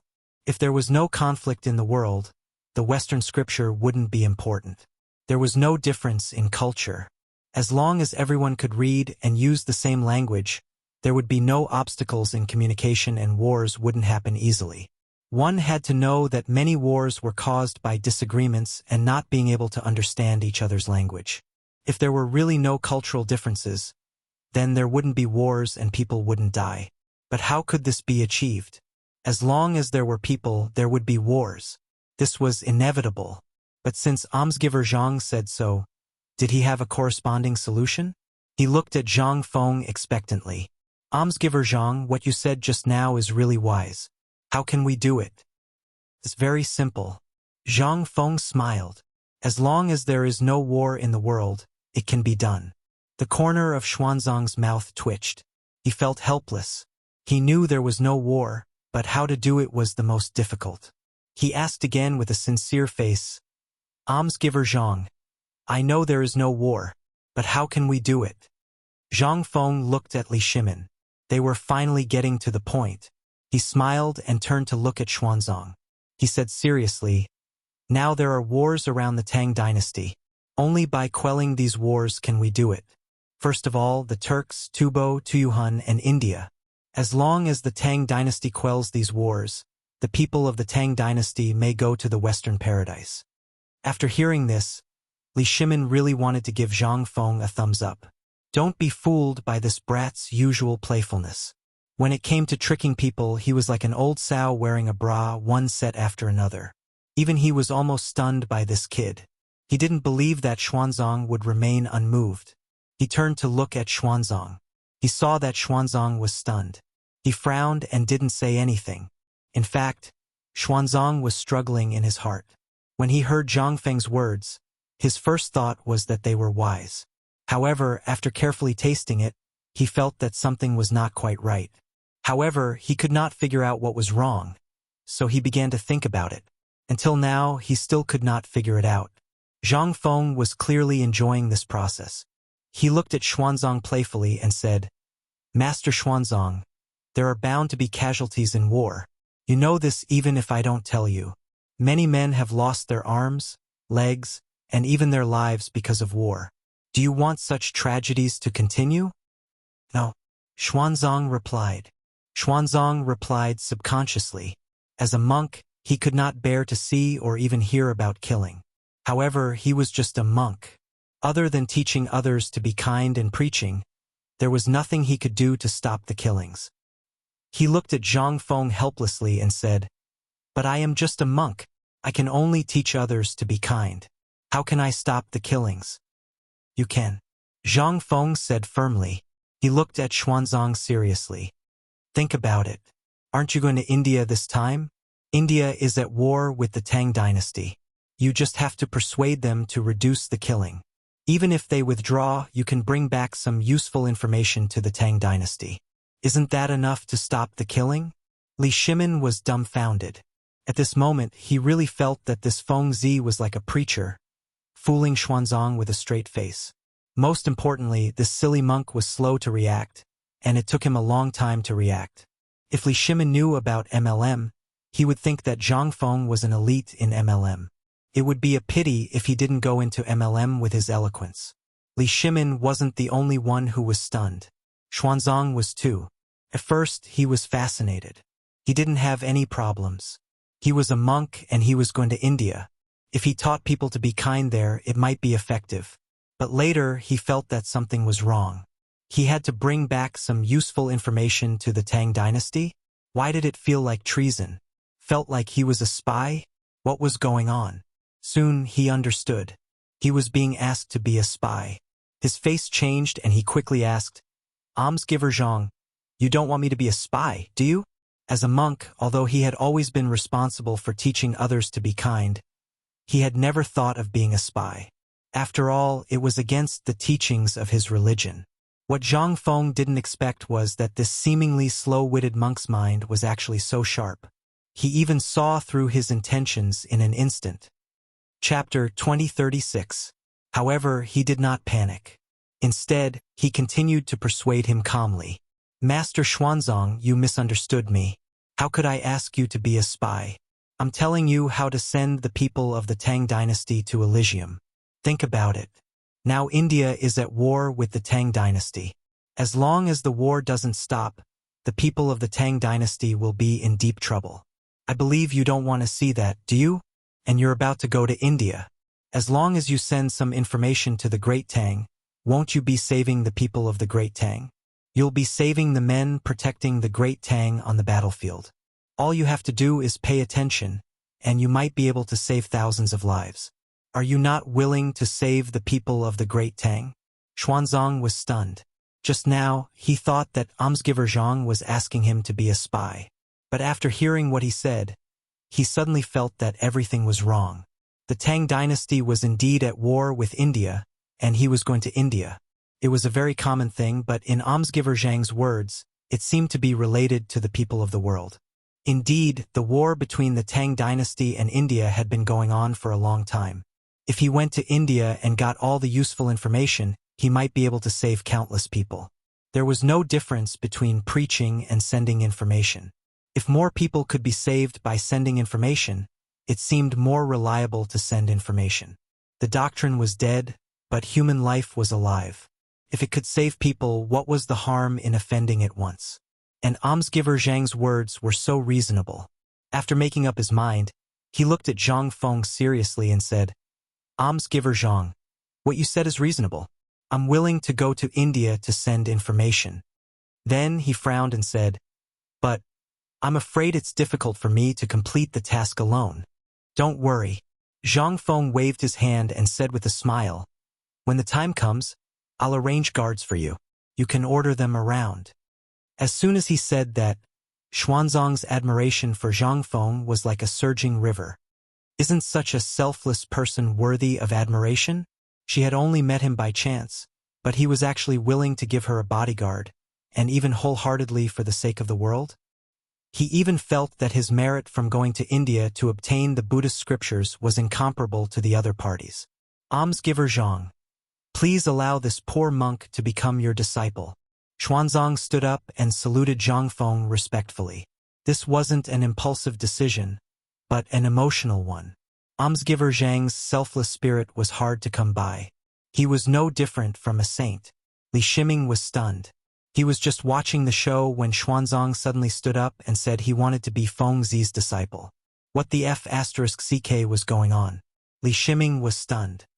He was just watching the show when Xuanzang suddenly stood up and said he wanted Feng Zi to be his disciple. His mind was in a mess, and he couldn't believe what he was seeing. After all, Xuanzang was an eminent monk of the Great Mercy Temple. Why would he suddenly want to be Feng Zi's disciple? Could it be that this guy was really fooled by the madman? Or was there something wrong with this guy's head? He looked at Zhang Feng in confusion. In fact, Zhang Feng was also a little confused. He didn't expect Xuanzang to suddenly want to be his disciple. He was just trying to get this guy to defect, but he didn't know how this guy suddenly came up with this idea. However, this idea wasn't a bad thing. If they were master and disciple in the future, it might be easier to control Xuanzang to steal information. Besides, Xuanzang was not an ordinary person. He had a good reputation in the Tang dynasty, and he was also an eminent monk. Thinking about it carefully, it wasn't a loss. After thinking about it, he suppressed the shock in his heart and said to Xuanzang with a smile, "Xuanzang, I don't know why you want to be my disciple, but since you have this intention, I won't refuse. Today I will accept you as my disciple." Xuanzang was overjoyed and quickly said, "Thank you, master." After that, he bowed deeply and stood up. He had always admired Zhang Feng's selfless spirit, and now it was needless to say. Li Shimin saw this and quickly came forward to congratulate. Congratulations to Feng Zi for accepting such an excellent disciple. Also, congratulations to Master Xuanzang for becoming Feng Zi's disciple. In fact, he was very happy about this. Firstly, Xuanzang had become Feng Zi's disciple. In the future, Feng Zi would definitely restrict Xuanzang. This way, it would be easier to steal information in India. At first, Xuanzang might reject it, but he believed that with Feng Zi's silver tongue, Xuanzang would soon accept it. Secondly, this would also be a good way to restrain Xuanzang. Even if he went to India, he would wholeheartedly think about the Tang dynasty. Zhang Feng had foreseen this. Otherwise, how could he accept Xuanzang so easily? He smiled and decided to brainwash Xuanzang to a deeper extent. "Xuanzang, now that the world is in chaos, the people of the Tang dynasty have no way to make a living. Although you are a monk, you can't sit back and do nothing." Xuanzang nodded heavily. "You are right, master. Please teach me what to do." Chapter 2037. Zhang Feng smiled. Xuanzang finally understood. He looked at Xuanzang seriously and said, "Xuanzang, the first thing you need to do when you go to India is to make friends with the local Buddhists. You should know that Buddhism is the national religion in India. You can participate in national and political affairs. As long as you make friends with the local Buddhists, you might be able to get some information." Xuanzang was hesitant. He was a monk, and a monk who adhered to his principles. It was indeed difficult for him to make friends with the Buddhists in India. Zhang Feng saw Xuanzang's hesitation and quickly said, "Xuanzang, don't you want to save the people of the Tang dynasty? You must know that your information could save tens of thousands of lives and soldiers. It might even resolve the conflict between the two countries." Save tens of thousands of lives and soldiers? Resolve the conflict between the two countries. Xuanzang was shocked. He felt his blood boiling. Why did he become a monk? Wasn't it to save the people? If what Master said was true, then he would have done a great service. He nodded without hesitation and said, "Master, I am willing to go." Zhang Feng was overjoyed. He smiled and said, "Good. When the time comes, Master will arrange for guards to protect you." Xuanzang nodded. His heart had already flown to India, wandering in the world of salvation. Li Shimin gave Zhang Feng a look of admiration. To be honest, this was the first time he met someone who was so good at talking. Even the officials in the imperial court were not as good as Zhang Feng. Moreover, Xuanzang actually believed him. It was really strange. However, this was a good thing. As long as Xuanzang went to India, it was equivalent to stabbing a thorn in India's side. It would be impossible to pull it out in the future. Master, since the matter is settled, I will take my leave. Xuanzang stood up. He had to go back and prepare for his trip to India. Leaving so soon? Zhang Feng looked reluctant. In fact, he had long wanted this guy to leave. Although this cheap disciple was a good person, he was a little dull and talkative. Zhang Feng couldn't stand it, but he couldn't show it because he still needed this guy to go to India. He could only force a smile and said, I wanted to talk to you through the night. I didn't expect you to leave so soon. Xuanzang put his palms together and said sincerely, Master, I have to go back and prepare for my trip to India. I will listen to your teachings when I come back. When you come back? Zhang Feng deliberately raised his voice and looked at Xuanzang with a sad face. We have just met today and we have to leave. How long do I have to wait? Li Shimin's mouth twitched as he watched from the side. He didn't believe that Feng Zi would have such deep feelings for Xuanzang on their first meeting. He even put on a sorrowful expression. He was obviously trying to bribe Xuanzang. When he looked at Xuanzang, the corners of his eyes were moist. He looked at Zhang Feng and said, Xuanzang appreciates Master's kindness, but for the sake of imparting the Buddhist scriptures, I have to go to India. When I return in the future, we can reunite. Wait. Zhang Feng stopped Xuanzang and said sincerely, Xuanzang, I didn't expect you to be so sincere to me. Let me give you a big gift. After that, he didn't wait for Xuanzang to respond and shouted, Old do. Prepare me a brush, ink, paper, and inkstone. Xuanzang was a little confused. What was this cheap master trying to do? He was about to leave, but he stopped him and said that he was going to give him something. And it looked like it was going to be calligraphy. He had heard of his master's calligraphy in the past. It was said that every piece was thought-provoking and priceless. What would it be this time? Just as he was thinking, Du Ziding walked in with the 4 treasures of the study in his hands. Zhang Feng took the brush and ink and looked at Xuanzang. He smiled and said, Xuanzang, I know that your journey to India is very long. It's a good thing that I know the route. Today I will draw a map for you. Boom. Xuanzang's mind exploded. Did he hear wrongly? His master knew the way to India? How was that possible? That was a distance of 50,000 miles. How did his master do it? Could it be that his master had surpassed mortals? He was a little confused and a little in disbelief. At this moment, Zhang Feng stretched out his hand and started writing on the paper. Xuanzang's pupils shrank. He realized that what his master said was true. His master had really drawn a route to India?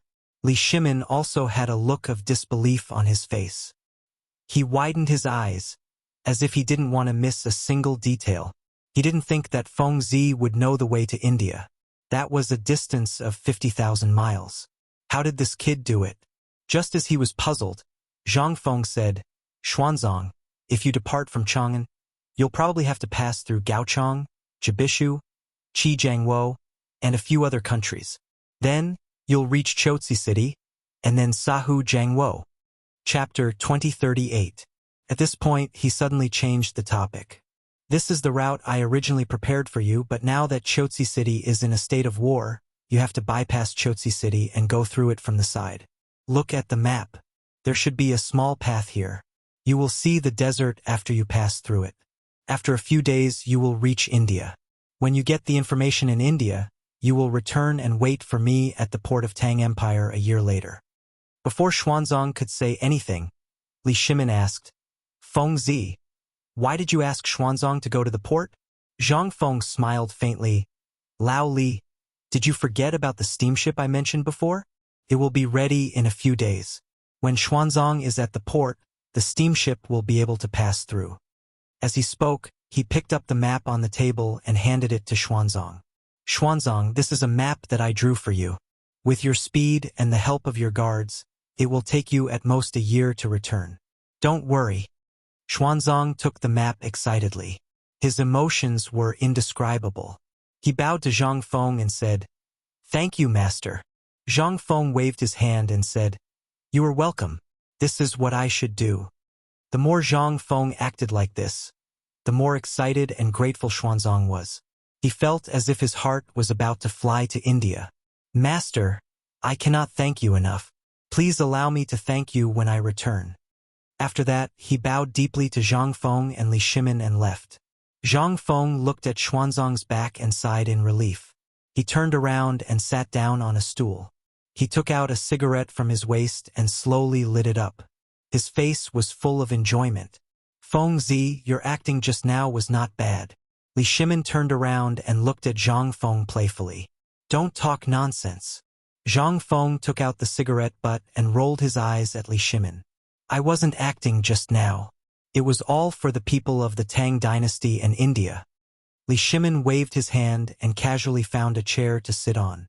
"It's not an act, okay?" Then he turned to Zhang Feng and asked mysteriously, "Feng Zi, do you think Xuanzang will listen to you?" Zhang Feng narrowed his eyes. He didn't know what was going on. He wasn't 100% sure about this, but it was still a good thing to have Xuanzang on his side. He took a deep puff of his cigarette and said, "It's hard to say. Xuanzang is a very compassionate person. He's also very loyal to his principles. It's hard to say if he'll send a message." At this point, he suddenly revealed a sinister smile. "That's why I told him to arrange for guards. As long as we bring these guards into India, even if Xuanzang doesn't send any information, these guards will still be there. Do you understand?" Li Shimin nodded. How could he not see through Feng Zi's little tricks? In fact, he had noticed something strange just now. It was one thing to be apprenticed to a master, but he still acted as if he appreciated him. Wasn't this a bit of a show? Fortunately, that silly monk Xuanzang couldn't see through it. He looked at Zhang Feng and said seriously, "Feng Zi, how do you plan to arrange for the guards?" "Guards?" Zhang Feng narrowed his eyes. In fact, he wanted to arrange for the guards in the mansion. After all, these guys were veterans and loyal. They wouldn't betray him in India. But now he changed his mind. He was about to go to Jiangnan. These guards couldn't be used for other purposes. After thinking about it, he turned to Li Shimin. "Lao Li, you should have some guards. Do you want them to protect you?" "Me?" Li Shimin shouted subconsciously. He originally thought that Feng Zi would ask him to take care of it. Why did he push the responsibility to him? But on second thought, it seemed more reliable. What kind of good guards did Feng Zi have? The guards in the mansion were veterans who had retired from the army. Most of them were injured, not to mention going to India. They would probably die on the way. With this, he might as well send someone to the barracks to find some active soldiers. That seemed more reliable. After thinking about it, he nodded. "Okay, I'll take care of the guards." Zhang Feng nodded slightly and took a deep breath of his cigarette. He said cautiously, "This matter can't be known by too many people. Otherwise, it will be troublesome if the news is leaked." As he spoke, he turned to look at Zhang Sun Wuji, who was sitting at the side. Li Shimin followed Zhang Feng's gaze and looked over. Sensing the strange gaze, Zhang Sun Wuji shuddered and quickly waved his hand. "You still don't trust me? I'm an honest man." Li Shimin immediately looked at him with disdain. Others might not know this guy, but how could he not know? Don't be fooled by his sanctimonious appearance. In fact, he was full of evil tricks. But to be honest, he still had talent and wisdom. Most importantly, he was loyal. Otherwise, how could he become such a high-ranking official? So he still trusted this guy. Chapter 2039. Zhang Feng didn't have much contact with Zhang Sun Wuji, but he had some understanding of him. Since Zhang Sun Wuji had said so, he didn't say anything. He just nodded, then looked at Li Shimin and said seriously, "Lao Li, Xuanzang should be leaving soon. Arrange the guards as soon as possible.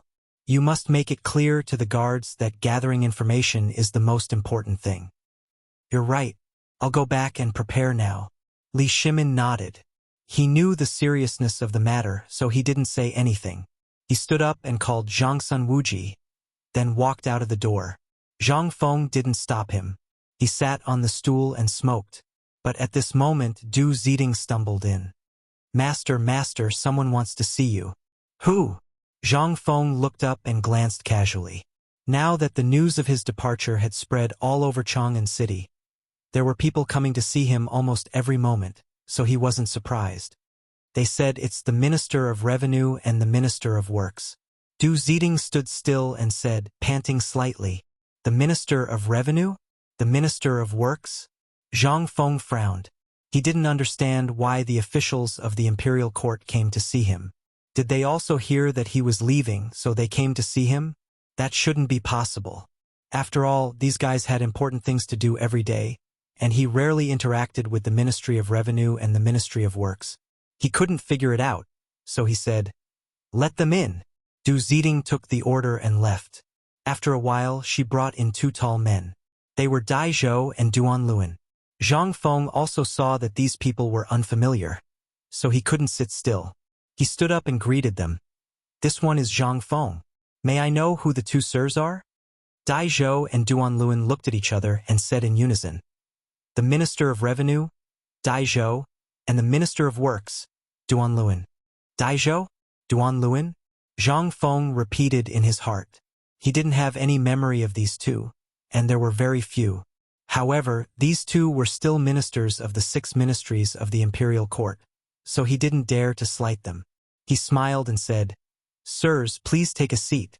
After saying that, he glanced at Du Ziding. Old Du served the two lords tea. Du Ziding accepted the order and left. Not long after, she returned with a servant carrying tea. "Sirs, please have some tea." Zhang Feng raised the teacup in front of him and gestured for the two to drink. Then, he smiled and said, "May I know why the two of you are looking for me today?" Dai Zhou and Duan Luan put down their teacups and looked at each other, not knowing what to say.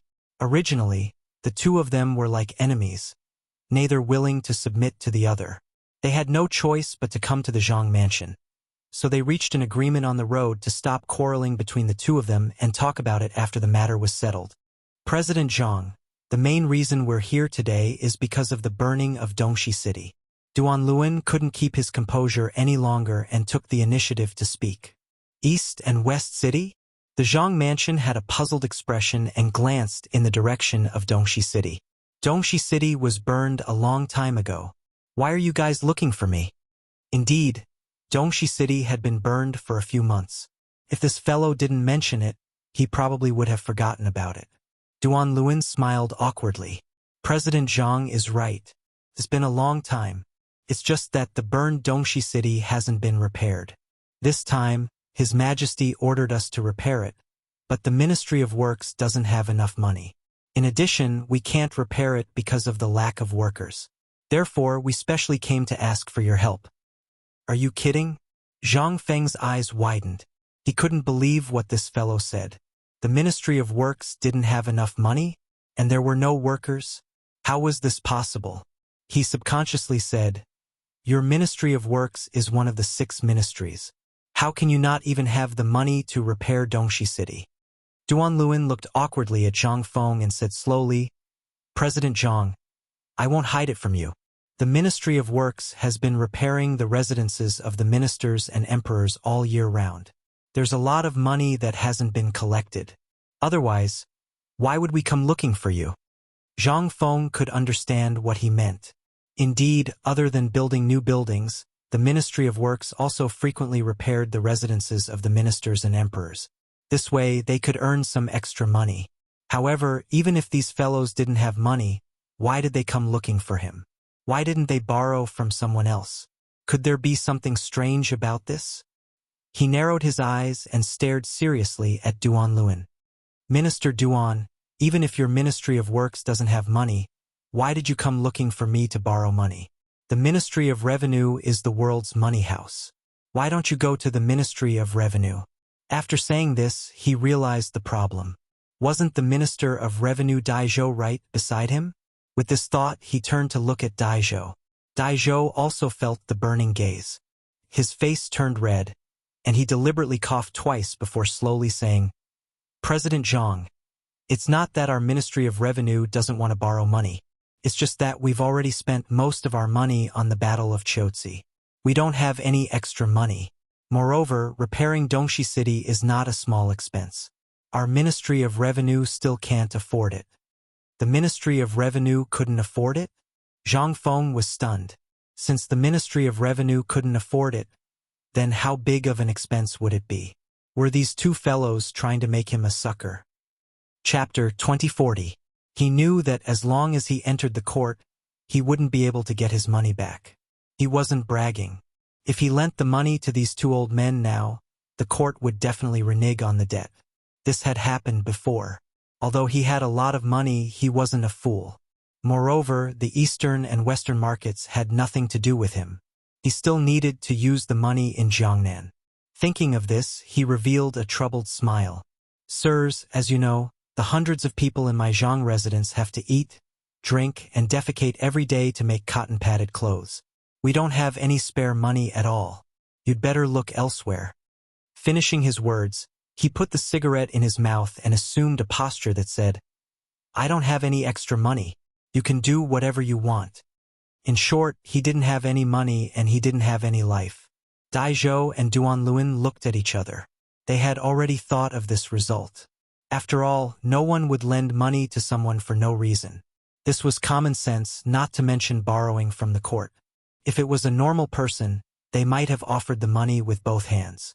However, this was Zhang Feng. What could they do if he didn't want to lend?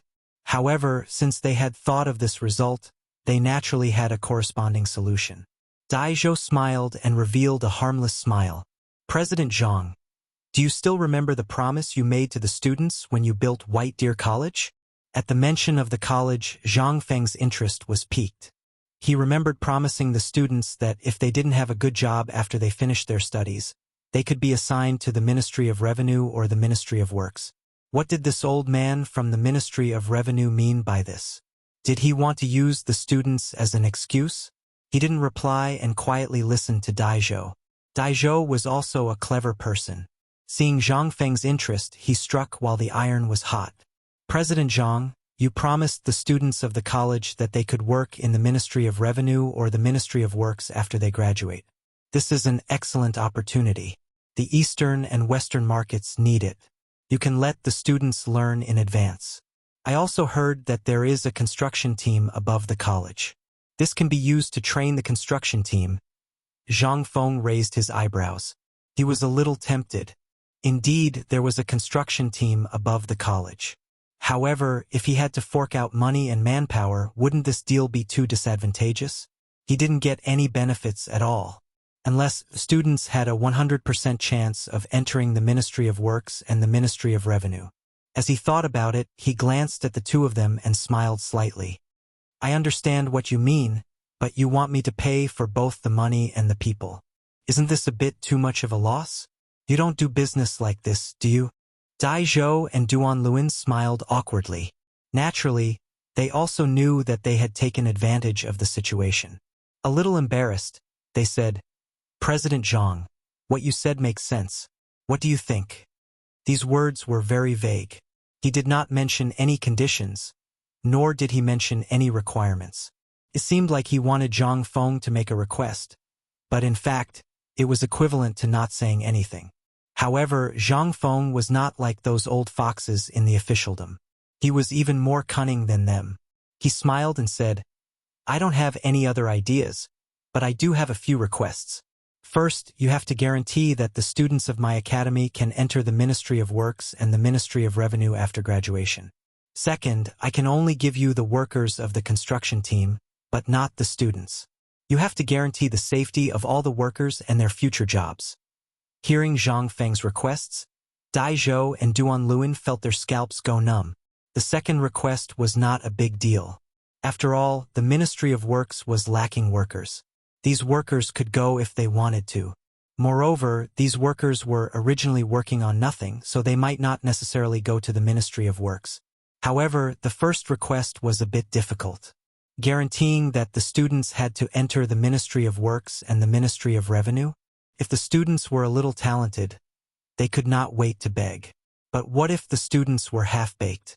Not to mention the Ministry of Works and the Ministry of Revenue, they could not even enter the ordinary county government. Now, Zhang Feng wanted them to arrange for the students to enter the Ministry of Works and the Ministry of Revenue. Could it be that they wanted to go through the back door? That would cost a lot of money. Daizhou could not help but hurriedly interrupt.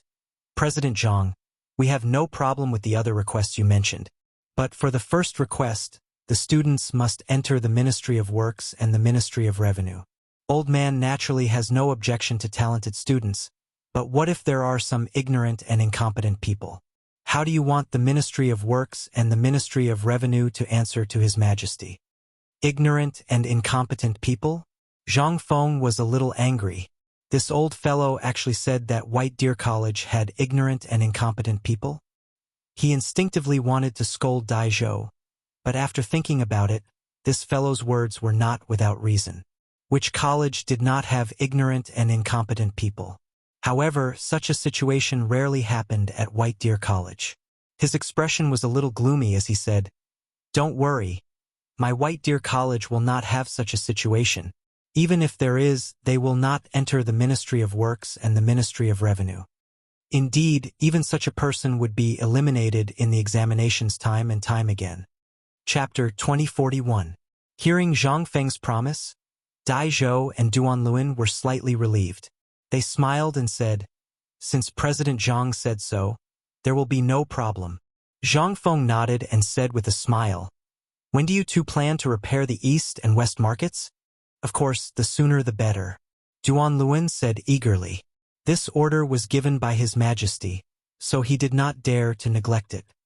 "Okay." Zhang Feng smiled and turned to the door and shouted, Old Du." As soon as he said that, Du Ziding stumbled in. Zhang Feng stood up and patted Du Ziding on the shoulder. Then he looked at Duanluan and Daizhou and said with a smile, "This is my butler. You can talk to him if you have any problems." After that, he turned and walked out of the door. He really did not want to be involved in settling accounts. Before he walked out of the door, Daizhou's voice came again. "President Zhang, what about the workers? I'll take care of it for you." After saying that, Zhang Feng left in a hurry. When he came to the front yard, he glanced at the guards who were doing push-ups and shouted, "Everyone, stop." Hearing that, everyone stood up and wiped the sweat off their bodies. They looked at Zhang Feng with admiration. "How's the training recently?" Zhang Feng looked at everyone with satisfaction. "Very good. Master's training method is really effective. I feel like I can kill a tiger now." He Quan scratched his head and looked at Zhang Feng with a silly smile. "Good." Zhang Feng patted He Quan on the shoulder and said with a smile, "I have a task for you. Now send someone to Shao Mountain to call the construction team down." He Quan looked at Zhang Feng with a confused face. "Ah, why do you want to call the construction team down?" Zhang Feng rolled his eyes at He Quan and said angrily, "Just do it. Why are you talking nonsense?" He Quan replied with an "oh" and did not continue to ask. He then turned around and glanced at the crowd. You come with me. Let's go to Mount Shao." As soon as he finished speaking, two men walked out of the group. He Quan led the crowd and ran towards the door. "What are you looking at? Continue training." Zhang Feng glanced at the crowd and shouted. Only then did the guards realize what was going on and hurriedly did push-ups on the ground. With his hands behind his back, Zhang Feng scanned the crowd as he walked. Training well is your only way out. If you don't train now, what will you do when you reach Jiangnan? Are you protecting Master, or is Master protecting you? Don't think about cheating all day long. Your body is your own. Only with a strong body can you become a person above others. Master. A servant hurriedly ran over. "What is it? Can't you see that we're training?" Zhang Feng turned his head and rolled his eyes at the servant as he said in annoyance. The servant was timid. After being scolded by Zhang Feng, he stood there and did not know what to say. Zhang Feng was a little anxious. He hurriedly said, "What is it? Tell me quickly." The servant then reacted and hurriedly said, "Master, someone is looking for you." "What the hell?" Zhang Feng was slightly stunned. His first reaction was that he had seen a ghost. Why were there so many people looking for him? Forget about the people outside the door. Why were there people looking for him now? Was he so popular? He frowned and asked, "Who are they?" The servant lowered his head and slowly said, "There are dozens of them. They say they're from Mount Shao." Mount Shao. Zhang Feng frowned. When Mount Shao was mentioned, his first reaction was those teachers. But there were only a few teachers. Why were there dozens of them? This was obviously not them. Then who could it be? Could it be the students? Shouldn't be. They should be preparing for the year-end exam. He waved his hand and said helplessly, "Let's call them in first." The servant took the order and left. After a while, he brought back dozens of strong men. Looking at the group of people, Zhang Feng vaguely remembered that they were the guards on Mount Shao. But why did these guys come to the Zhang mansion? He asked with a puzzled look. "You should be the guards on Mount Shao, right? Why did you come to the Zhang mansion?" The leader was Zhou Ji.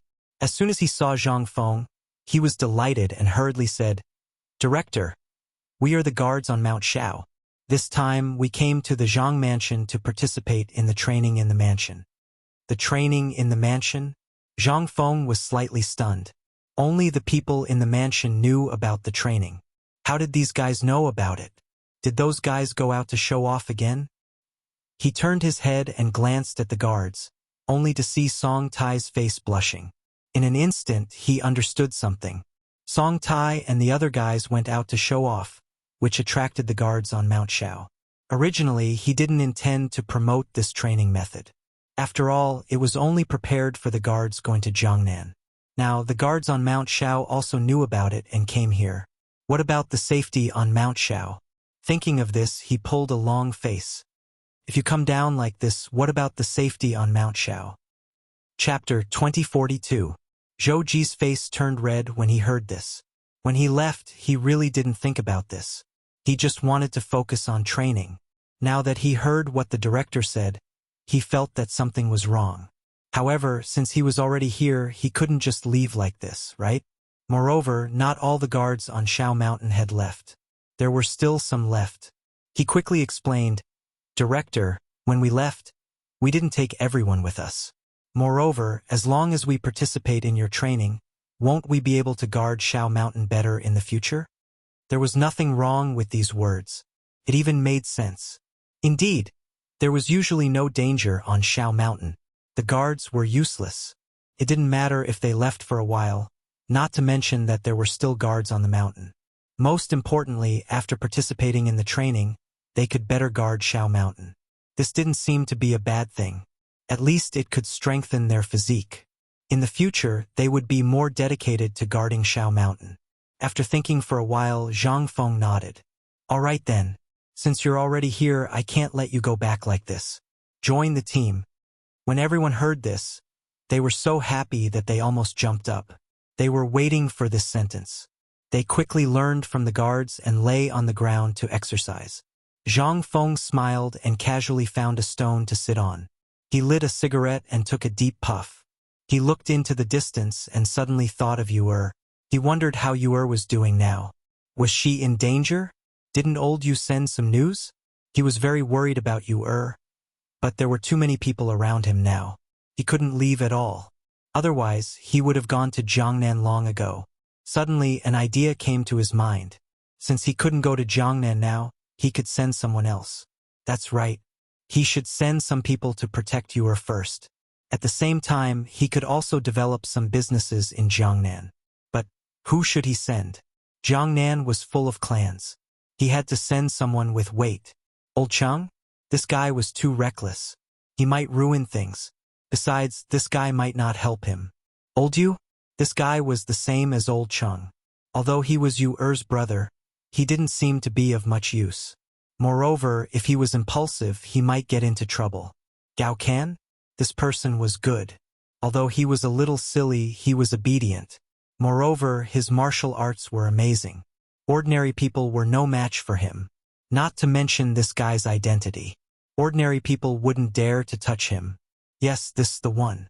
Just as he was thinking, Du Ziding's voice sounded, "Master, Master, are you calling a soul?" Zhang Feng stared at Du Ziding with dissatisfaction. He was thinking and was disturbed. Naturally, he was unhappy. But when he saw Du Ziding's submissive look, his anger seemed to disappear in an instant. He had to ask, "What's the matter?" Du Ziding saw that her master was no longer angry, so she took a step forward. "Master, the two officials from the Ministry of Revenue and the Ministry of Works have left. They said that the workers can go directly to the Ministry of Works. Oh, and they also took 50,000. All right, don't bother me with such trivial matters." Zhang Feng waved his hand and looked indifferent. Then he suddenly remembered what had happened just now. His face changed and he said to Du Ziding, "Come with me to the study." Sending people to Jiangnan was a big deal. He felt that it was better to discuss it with Du Ziding. After all, two heads were better than one. Du Ziding was confused. The master was angry just now, but now he seemed to be a different person. But he didn't dare to ask more, because he knew that the master had been unhappy every day since the news from Jiangnan. He could only follow the master's footsteps to the study. The two soon arrived at the study. Zhang Feng sat on the main seat, then pointed to the chair next to him and motioned for Du Ziding to sit down. "Old Du, I'm going to send people to Jiangnan first. What do you think?" Zhang Feng looked at Du Ziding with a serious expression and asked. "Of course." Du Ziding nodded. He had always supported the master's decision. Just as he finished speaking, he thought of something and added, "But who are you going to send?" Zhang Feng took out a cigarette from his waist and lit it before saying, "I'm going to send Gao Ken over, but this guy is a simpleton. One person isn't enough. Help me think of a few more. At least give me 5. Gao Ken's strength was not a problem, and his identity was not a problem. But this guy's brain was not good. It would be bad if he fell into someone's trap. So he had to find a few good brains." Du Ziding stroked his half-white beard and narrowed his eyes. After thinking for a long time, he slowly said, "Master, don't you have students? You can send your students." "You thought for a long time and this is all you can think of?" Zhang Feng rolled his eyes at Du Ziding and said unhappily. He had expected this guy to come up with some ideas. But this guy's words were equivalent to not saying anything. Students, what's the use of students? Those bastards from the academy went to Jiangnan, but they were not enough to feed those old dogs. And Ma Zhou, if this guy went. Chapter 2043. Ma Zhou was too dull, but there was still Hao Chujun. This guy usually had a lot of ideas and was also clever. If Hao Chujun went, he might be able to fight with those old dogs in Jiangnan. Thinking about it, he smiled and said, "Old Du, what you said just now was right. Continue to think." The corner of Du Ziding's mouth twitched, and he felt a little helpless. This master changed his attitude so quickly, right? Just now, he said that his idea was not good, and now he said it was good. He really wanted to ridicule his master, but after thinking about it, he decided not to. He began to think about candidates again. Zhang Feng smoked his cigarette and was also thinking about suitable candidates. Suddenly, he had a brainwave, as if he had thought of something. Lai Ji, this kid's talent was not inferior to Hao Chujun's, and he was also very clever. If these two people went to Jiangnan with Gao Ken, they could help Gao Ken and form a restriction, and there would be no problem. However, if Gao Ken was alone, he might not be able to suppress the two of them. He had to add 2 people who knew martial arts. Otherwise, with Lai Ji and Gao Ken's cleverness, they might be able to fool Gao Kansas. 2? Didn't old you have 2 sons? You Bao Lin and you Bao Qing, according to seniority, these 2 still had to call you little aunt. If these 2 guys were arranged to go to Jiangnan, there might be no problem. Although these 2 guys were a little silly, they still had martial arts. If they cooperated with each other and Hao Chujun cooperated with them, there should be no problem. After making up his mind, he turned to look at Du Ziding. Immediately send someone to call Gao Kan, Old Yu, and the 2 sons of Old Yu, Hao Chujun, and Lai Ji. These 6 people are all here. Old Yu only had these 2 sons. Since he wanted to order these 2 guys around, he had to give Old Yu a heads up. Yes, master. Du Ziding accepted the order. He was too lazy to ask the reason. In any case, he would just do as the master said. Zhang Feng was the only one left in the study. He deeply smoked his cigarette, but his heart had already flown to Jiangnan. After about 15 minutes, Du Ziding walked into the study. Master, Hao Chujun and Lai Ji are already here. The rest are not here yet. Let's go and take a look. Zhang Feng slowly stood up from the chair, turned around, and walked towards the hall. In the hall, Hao Chujun and Lai Ji bumped into each other on their way here. The two of them chatted happily, sharing their recent experiences. As soon as they sat down, they started guessing the reason why Zhang Feng had called them over. As they were talking, Zhang Feng had already stepped through the door. The two of them hurriedly got up to greet him. Teacher, Dean. Zhang Feng nodded and waved his hand. Take a seat. After saying that, he sat in the main seat and looked at the two of them seriously. I won't talk nonsense with you. This time, I called you here because I want you to go to Jiangnan. Jiangnan? Hao Chujun and Lai Ji looked at each other, a little confused. They had thought of countless possibilities just now, but they never thought that their teacher would ask them to go to Jiangnan. Right now, Jiangnan is in a period of strife. Rumor has it that prices are soaring. Why go to Jiangnan? Could it be that they were going to stabilize prices? Hao Chujun made an obeisance and asked with a puzzled face, Teacher, why do you want us to go to Jiangnan? Zhang Feng threw away the cigarette but in his hand and said with a serious face, This time, I want you to go to Jiangnan mainly for two purposes. The first is to protect you.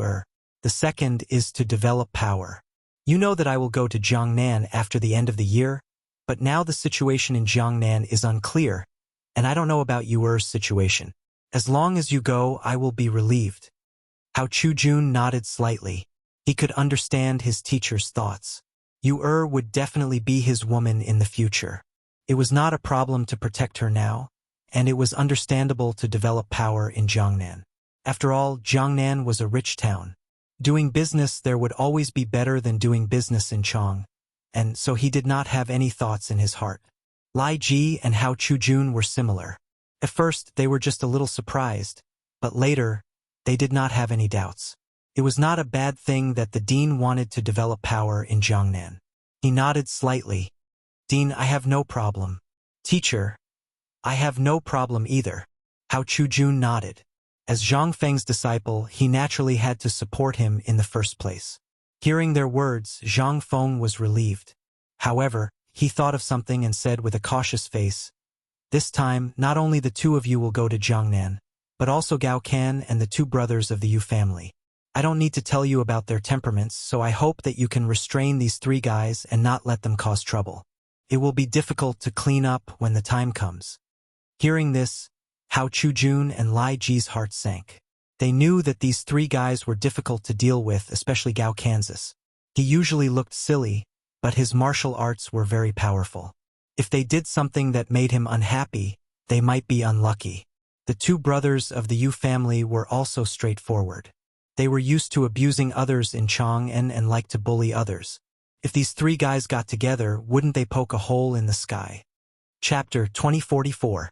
Indeed, the Yuchi brothers were considered tyrants in Chang'an. Coupled with the power of the Yuchi family, these two guys were fearless. Especially with Cheng Chumo, these three people were simply a combination that no one dared to provoke in Chang'an City. As for Gao Can, this guy was also fearless. Coupled with his military achievements, he was a character that no one dared to provoke in Chang'an. Asking him to go to Jiangnan with these three guys? Thinking of this, Lai Ji's heart trembled a little. Go to Jiangnan with these three guys? If he made these guys unhappy on the way, wouldn't he be beaten up? Hiss. He sucked in a breath of cold air and turned to look at Zhang Feng. Director, you want us to go with these three guys? Hao Chujun also felt a little uncomfortable, but he didn't dare to ask. He could only look at Zhang Feng with sparkling eyes. Zhang Feng actually guessed the thoughts of these two guys. After all, the two of them were scholars and the three guys were warriors. There would inevitably be some disputes if they were together, but this was also something that couldn't be helped. Without these two guys, no one could control Gao Can and the others. It was precisely for this reason that he wanted to send Hao Chujun and Lai Ji to control Gao Can and the others. Therefore, he would not change his mind. Therefore, he put on a sincere look. Chu Jun, Lai Ji, this is also something that can't be helped. Except for the two of you, there is no one who can control Gao Can and the others. What's more, if I let others go, I won't feel at ease. That's why I asked you to go. How Chu Jun originally had some objections, but after hearing this, he seemed to be able to understand his teacher's feelings. Not to mention, this was what his teacher had instructed him to do. Now that his teacher was speaking so earnestly, how could he not agree? He turned to look at Zhang Feng and said with a face of understanding, "Mentor, I understand what you said. I am willing to be the forerunner." Zhang Feng nodded with satisfaction. He had expected that this guy might think about it, but he didn't expect this guy to agree so quickly. This was still very surprising. Good. I really didn't misjudge you. He looked at Hao Chu Jun with admiration, then turned to Li Ji and smiled. What about you? Li Ji looked embarrassed. He wanted to think about it. After all, going to Jiangnan was not a small matter. But now that Hao Chu Jun had agreed, what else could he do? He could only nod his head in agreement. Zhang Feng nodded his head in satisfaction. He was just about to talk about the situation in Jiangnan when a roar came from outside. Feng Zi. Feng Zi. There was no need to guess who this voice belonged to. Other than Yu Qigong, who else could it be? Sure enough, not long after, Yu Qigong led the two Yuqi brothers and Gao Can in. Seeing this, Zhang Feng hurriedly went up to greet them. Old Gao, you're finally here. Yu Qigong grinned and said, Feng Zi, why did you call us here? Why do you insist on bringing these two brothers along? As he spoke, Yu Qigong patted Yu Qibao and Yu Qibao's shoulders. The latter looked at Zhang Feng in confusion. Yes, Feng Zi, why did you suddenly call us here? Gao Can also looked at Zhang Feng with a silly expression and asked in confusion. Take a seat, take a seat. Zhang Feng pointed to the chairs next to him. After everyone sat down, he said with a serious expression, Old Gao, I called you here because of something in Jiangnan. I hope old Gao can bring the two brothers to Jiangnan. Jiangnan? Gao Can looked at Yu Qigong, confused. Jiangnan was now in a period of chaos. All the major clans were fighting for their own interests.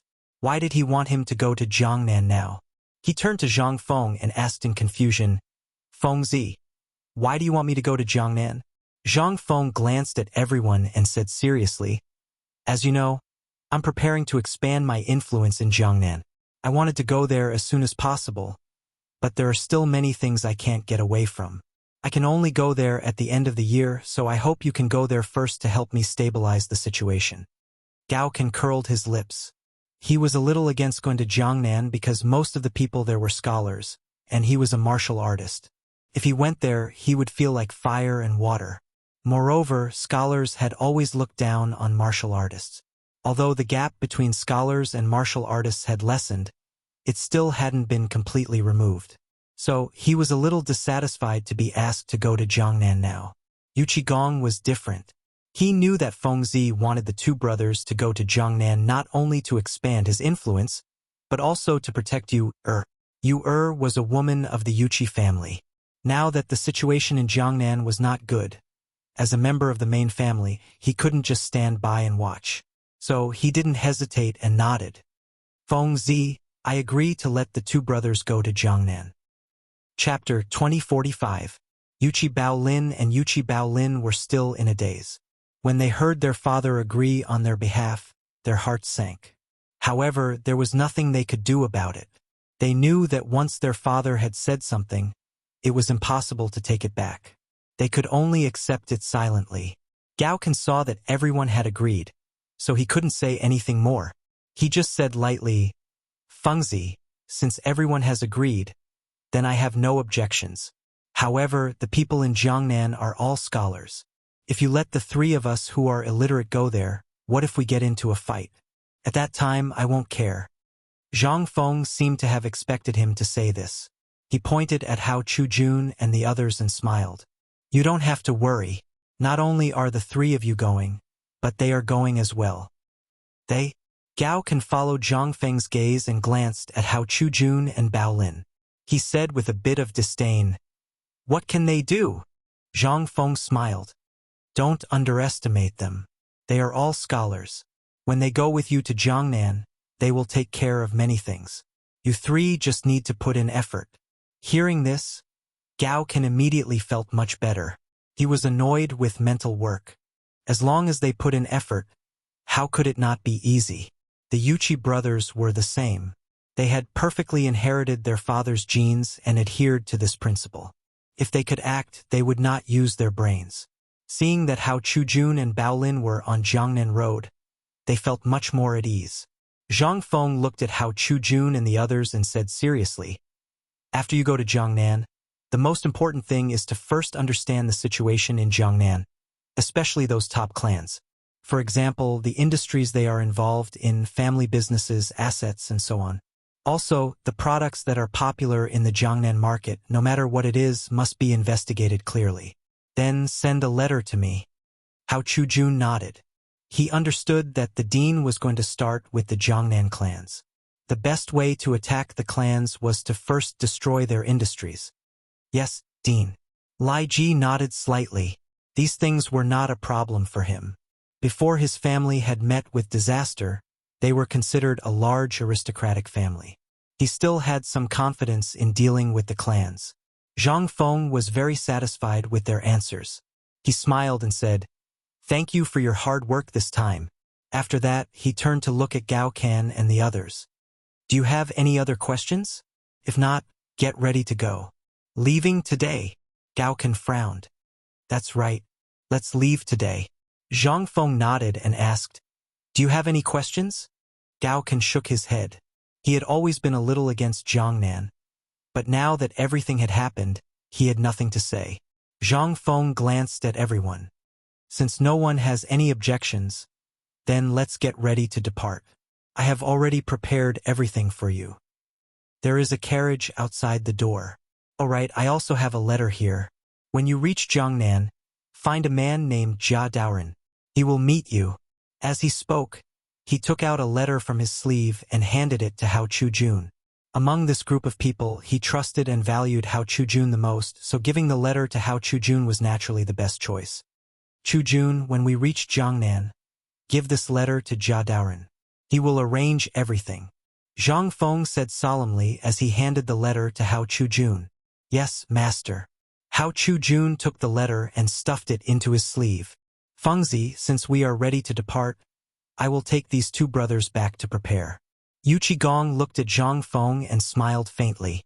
Zhang Feng wanted to stop him. This matter was urgent, so what was the point of packing? But on second thought, going to Jiangnan was a big matter, so he nodded. "Go, but go early and come back early." Yu Qigong nodded and left with Yu Qi Bao and Lin. Gao Can chuckled. "Fengzi, I will also go back and pack." "Wait!" Zhang Feng stopped Gao Can and took out something from his sleeve that looked like a tiger tally but also not like one. It looked like a tiger tally because there were many ancient seal characters engraved on it, not much different from the tiger tally in the military camp. It looked like a tiger tally because there was a large Li character engraved on it. This was a commander's tally that Li Yuan had given to Zhang Feng. It was a symbol of status, but it could not be used to mobilize the army. He handed the commander's tally to Gao Can and said solemnly, "Take this."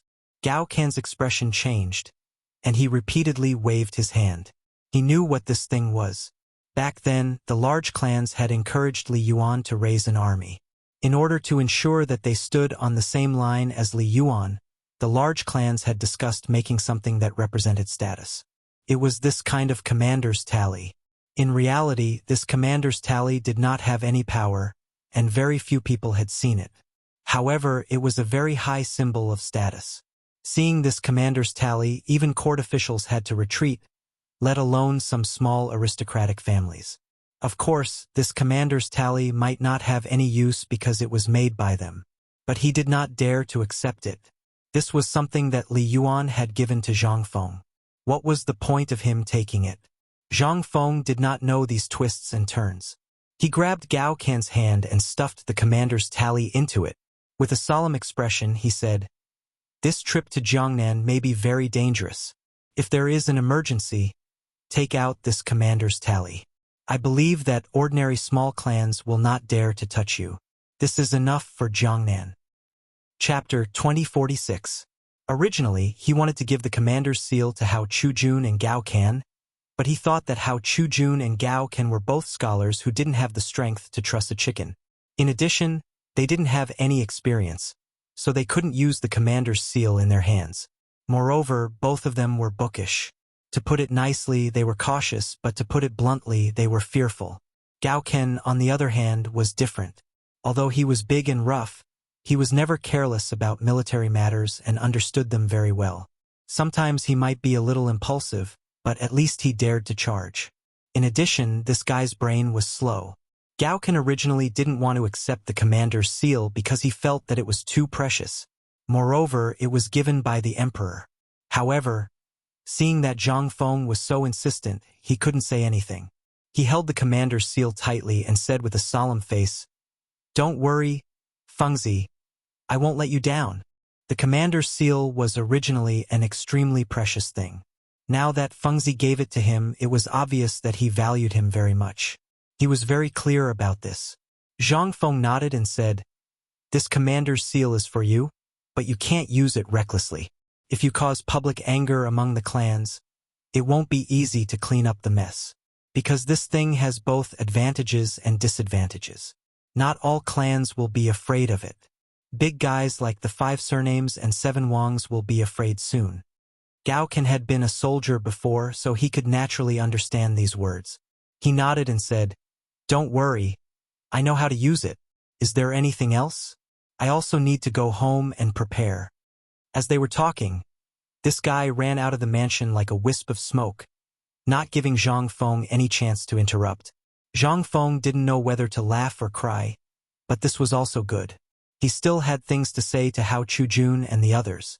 Thinking, he turned to look at Hao Chujun and Gao Can and said, "Now that they're gone, I have something important to tell you. You still don't understand the situation in Jiangnan. When you get there, first find Jia Daoren and then develop some of your own forces. You can also bring some of your own confidants. Of course, there are still my people in Jiangnan." Hao Chujun nodded.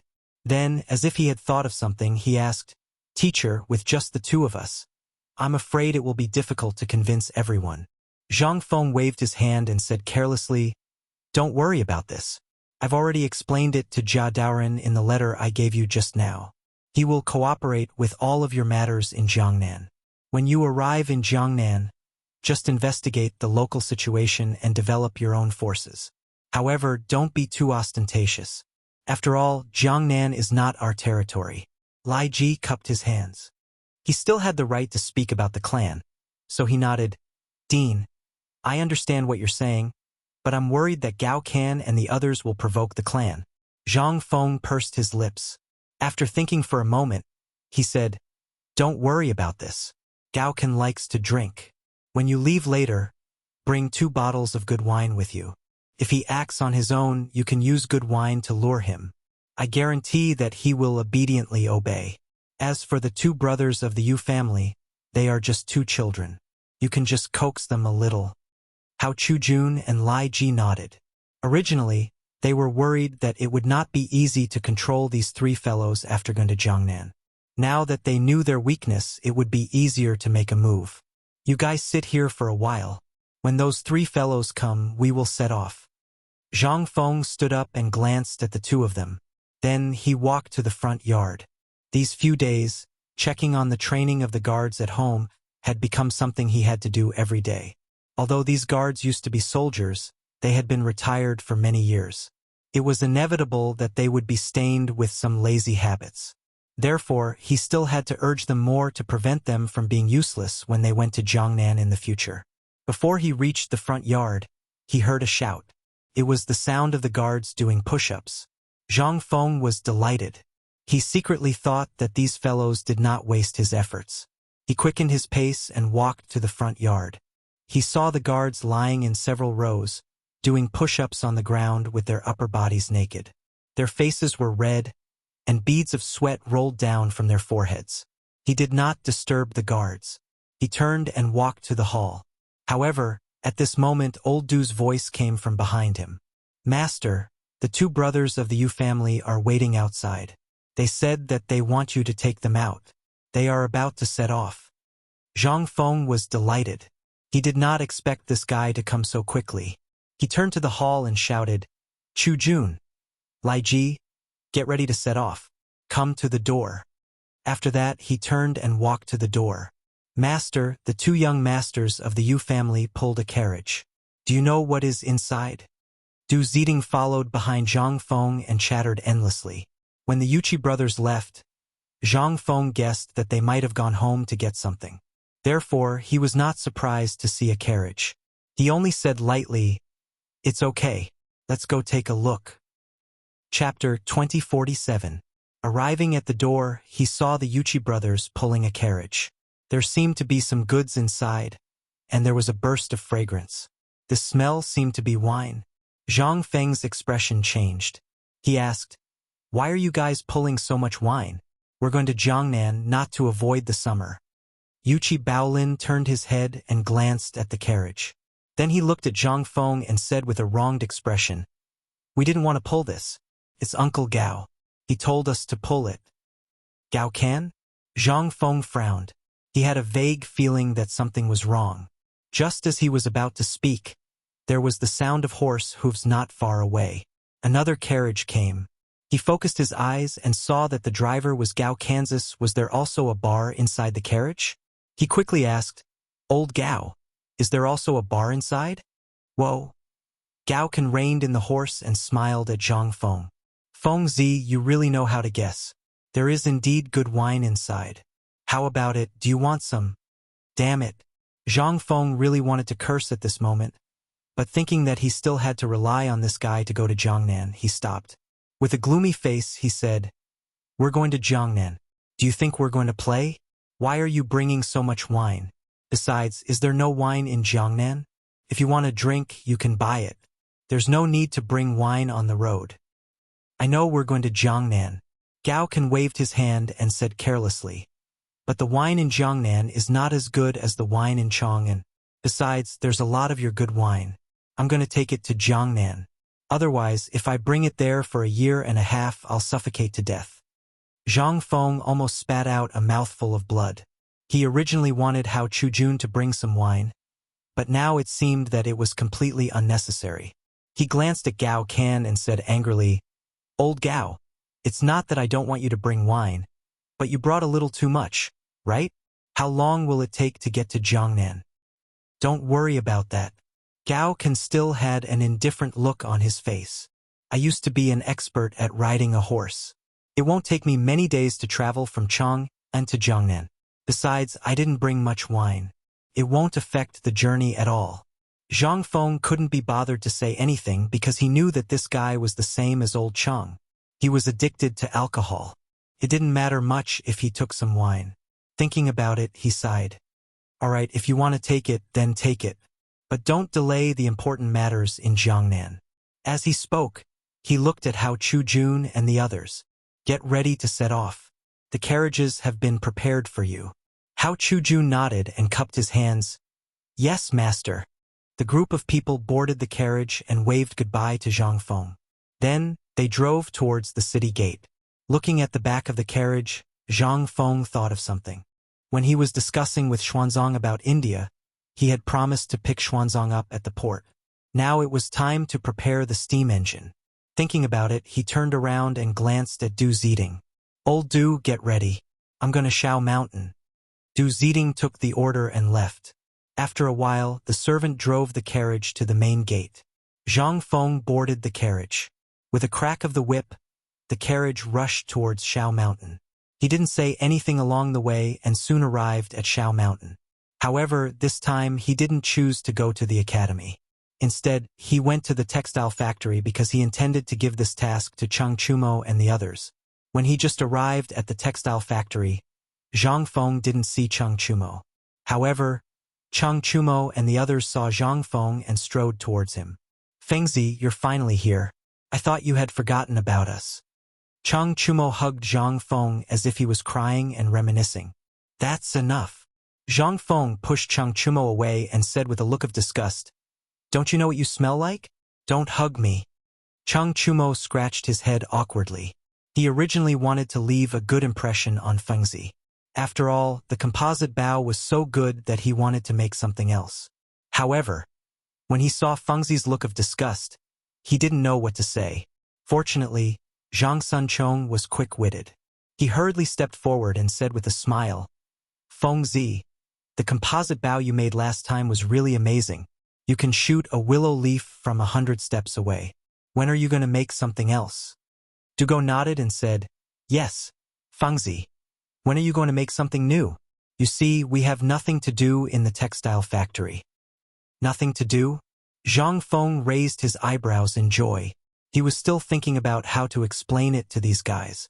Now that the opportunity had come, he deliberately coughed twice and said with a mysterious expression, "This time, I came to find you guys to prepare something new." "What new thing? Tell us." Chang Chumo rubbed his hands, impatience written all over his face. "What's the hurry?" Zhang Feng rolled his eyes at Chang Chumo and then glanced at the others. He said, "The new thing I'm going to make this time is called a steam engine. It needs water to operate. Take me to a water source first." Chapter 2048. "That's easy." Zhang Sun patted his chest and dragged Zhang Feng inside. "There's a pool of deep water over there. It's the best place to do the experiment. But other than water, what else do we need?" Zhang Feng thought for a while and said, "Give me some paper. I'll draw it for you. The experiment materials have to be custom-made. You won't be able to find them." The three of them didn't think too much about it. They knew that although Fengzi was usually unreliable, he was still very serious when it came to this kind of thing. If he wanted to draw something, it would definitely be very important. Hence, the three of them turned around and went to look for paper. Not long after, Chang Chumo and the others came back with the paper. Zhang Feng took the paper and spread it out on a random stone. As he drew, he said, "This steam engine needs 7 parts.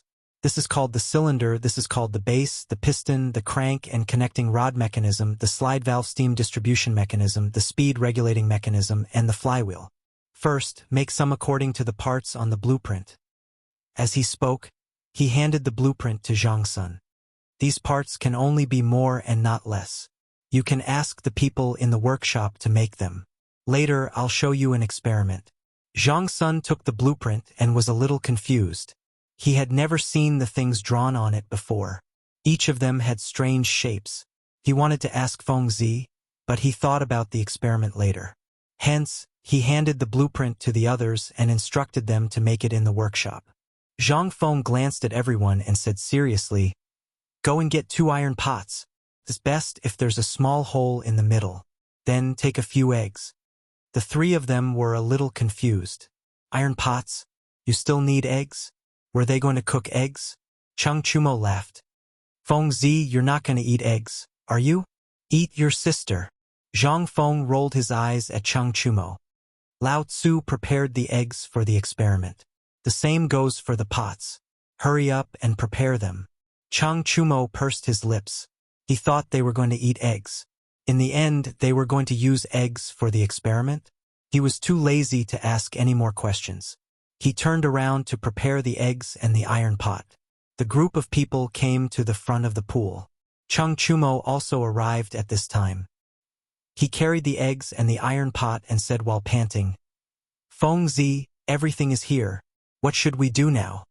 Zhang Feng didn't reply. Instead, he glanced at the pond before turning to look at the crowd. "First, find some firewood and boil the water in a pot. You'll know in a while."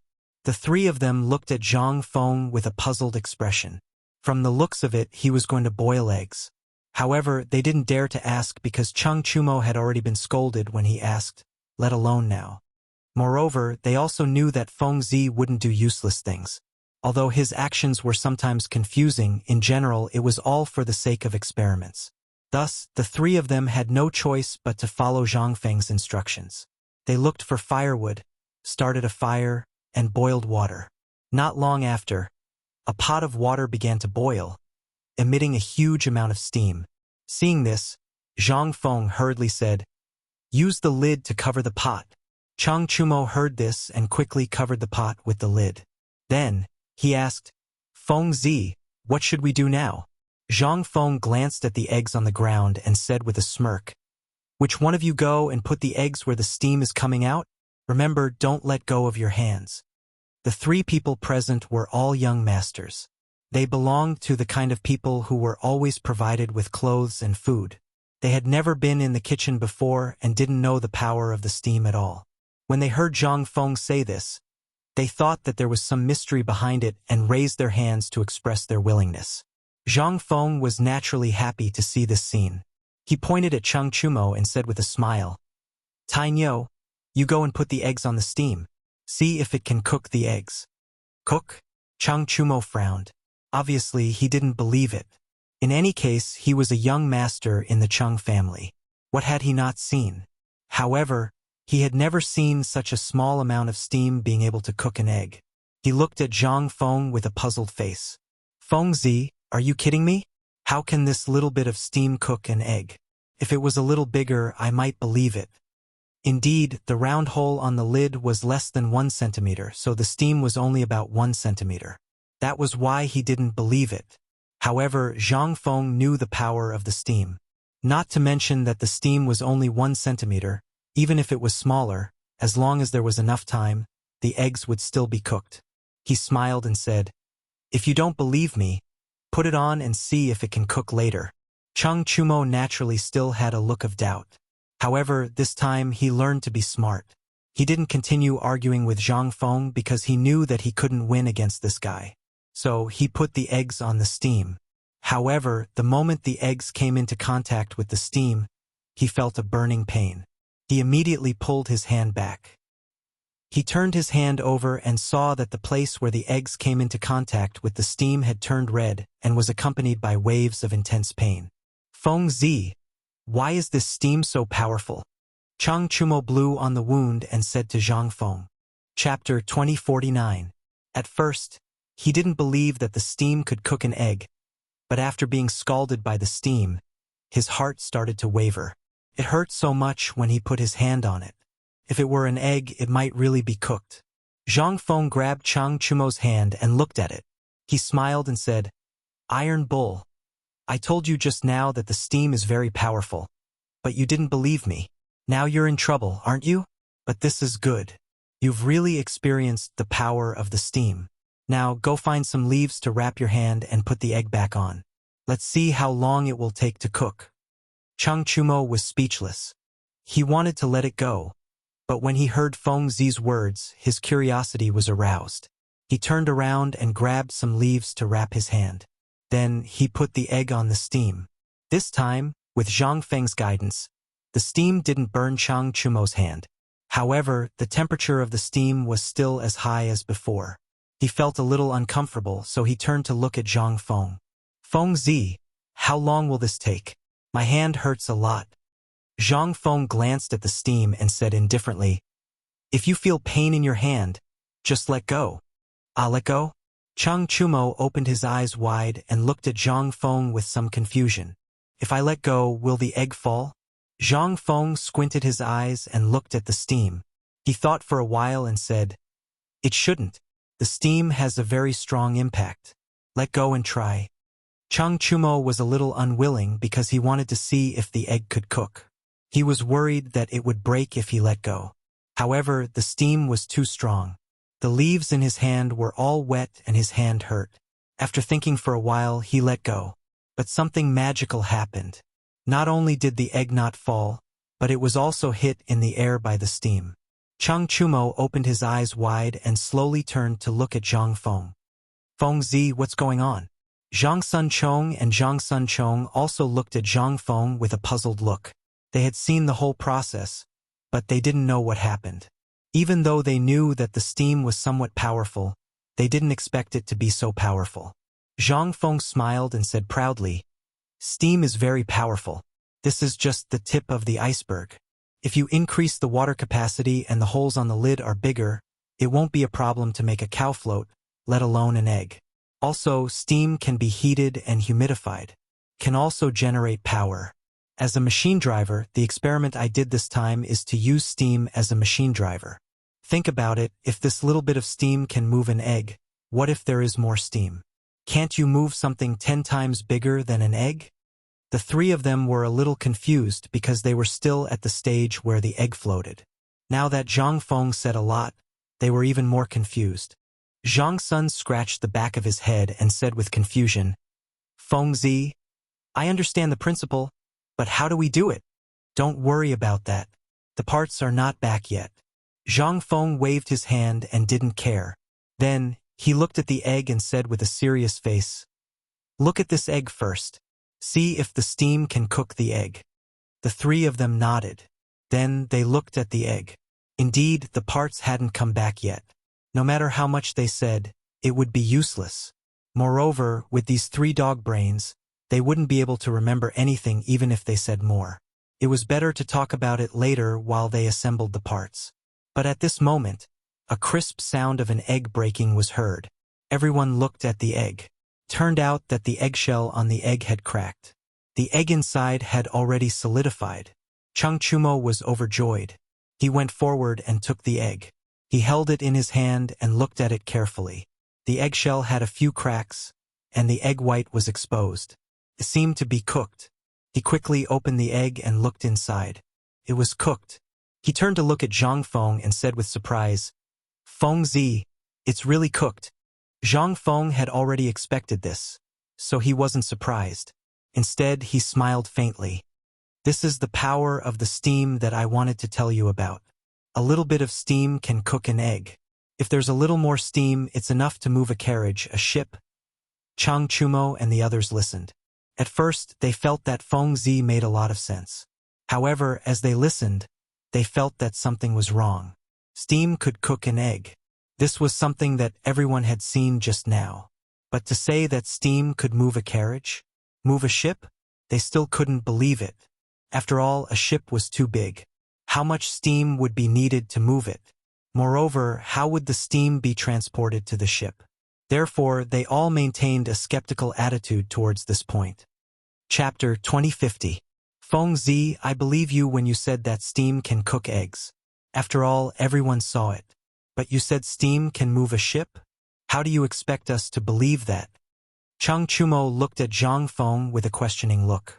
Zhang Feng seemed to have guessed this reaction. He smiled faintly. I knew you guys wouldn't believe me, but it doesn't matter. Wait until the parts are back and assembled. I guarantee you guys will find it refreshing. As soon as he finished speaking, a worker ran over and whispered something in Chang Chumo's ear. Chang Chumo's face lit up. He turned to Zhang Feng and said, Feng Zi, the parts are back. Can we install them now? Zhang Feng didn't expect Arcanon to be so fast. But since it was done, it was a good thing. He smiled and said, Of course, let's go and take a look. The group of people came to the entrance of the textile factory. There were a lot of metal products here. They were the parts that Zhang Feng had drawn on the blueprint. Zhang Feng picked up a part and looked at it. After confirming that there were no problems, he turned to Chang Chumo and the others and said, You guys come and help. Get ready to assemble. Chang Chumo and the others were happy to help. They had been waiting for this moment for a long time. They each held up a part and looked at Zhang Feng with shining eyes. Iron Bull, the part in your hand is at the bottom. Just put it on the ground. Bug, the cylinder in your hand. Install it on the base. Remember to install it tightly. Otherwise, it won't be good if the steam leaks out. To Bing, install the piston on the cylinder. Install it tightly. If you can't install it properly, pour some oil on it. Any kind of oil can be used. It can be used for lubrication. Zhang Feng held the parts in his hand and explained to everyone while giving instructions. Although Chang Chumo and the others were stupid, they had been in the factory for a long time. They were familiar with all kinds of machinery. It didn't take long for them to assemble the parts of the steam engine. Zhang Feng looked at the steam engine in front of him and nodded with satisfaction. The steam engine is the first model. I still need to test it. Iron Bull, go get someone to bring me some water. Chang Chumo nodded and left. After a while, he came back with a worker carrying 2 large buckets of water. Pour the water into the boiler. Zhang Feng instructed the worker. Then he looked at Zhang Sun, Chong, and the others. Go and find some dry wood. We're about to boil the water. It would have been better to use coal, but now that they were outdoors, there was no need to waste coal. Besides, it was not suitable to use coal now. Zhang Sun, Chong, and the others naturally did not know about this. They turned around and went to prepare firewood. By the time they returned, the water in the boiler was already full. Zhang Feng glanced at everyone and said solemnly, "Start the fire." Zhang Sun, Chong, and the others had previous experience. It was not difficult for them to start the fire now. After a while, the fire was lit. The fire grew bigger and bigger, and the water in the boiler slowly began to sizzle. Soon, the water in the boiler began to boil and make a buzzing sound. The lid of the boiler was also raised high. The outlet of the piston kept emitting steam, blowing the surrounding leaves away. "Feng, is this a success?" Chang Chumo looked at Zhang Feng and asked excitedly. "It's half a success." Zhang Feng looked at the steam engine and replied indifferently.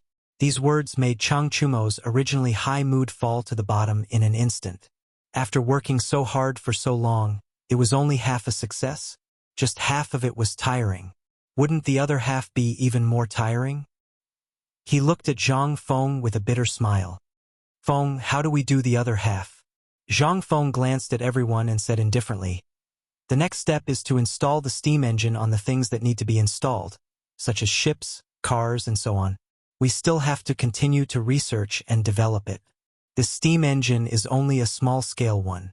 At most, it can be installed on a car. You have to continue to make some bigger ones. At least, it must be able to be installed on a ship." Install on a ship? Chang Chumo was dumbfounded. He originally thought that this guy was joking. Now, it seemed that he was not. This guy wanted to install the steam engine on a ship. One had to know that at this time, the smallest ship was a fishing boat. If it was slightly bigger, there would be passenger ships. If it was bigger, there would be warships. If Feng Zi was going to install this thing on a fishing boat, it would be easy. A few people could do it. If it was installed on other ships, it would be troublesome. After all, the steam engine was a new thing. No one had installed it before. Moreover, there was no space on a normal ship. Where would the space come from to install such a big steam engine? After thinking about it, he looked at Zhang Feng with a troubled expression. "Feng Zi, you just said to install this thing on a ship. But where is the space on a ship to install such a big thing? Besides, no one has seen this thing before. Who would install it?" Chapter 2051. Zhang Feng smiled maliciously. "This is the task I want to give you. I've made it. As for how to install it, it's up to you." Speaking of this, his face darkened. "But what you said just now is right. Generally, there is no place for a steam engine on a ship. You can open up the back of the ship so there will be more space. Of course, you can also make a ship yourself as long as the steam engine can be put in. As for the installation, it's not difficult. Take a piece of paper and I'll draw it for you." "Wait." Zhang Sun reached out to stop Chang Chumo, who was about to take a piece of paper. He said with a puzzled face, "Feng Zi, why do I feel that something is wrong? Why do you want us to install it for you? And you want us to take the ship ourselves? Don't you know how much it costs to make a ship?"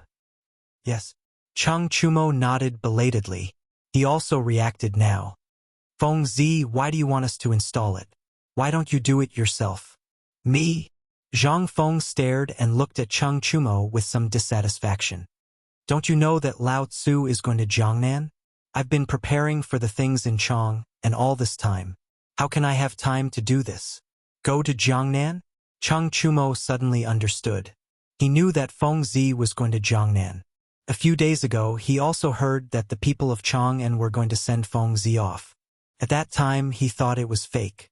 Now it seemed that it was true. If Feng Zi really went to Jiangnan, who could play with him in the future? What's more, this guy left such a big mess. No, he couldn't let this guy go. Even if he left, he had to take him with him. Thinking of this, his face changed and he cried, "Feng Zi, you can't go.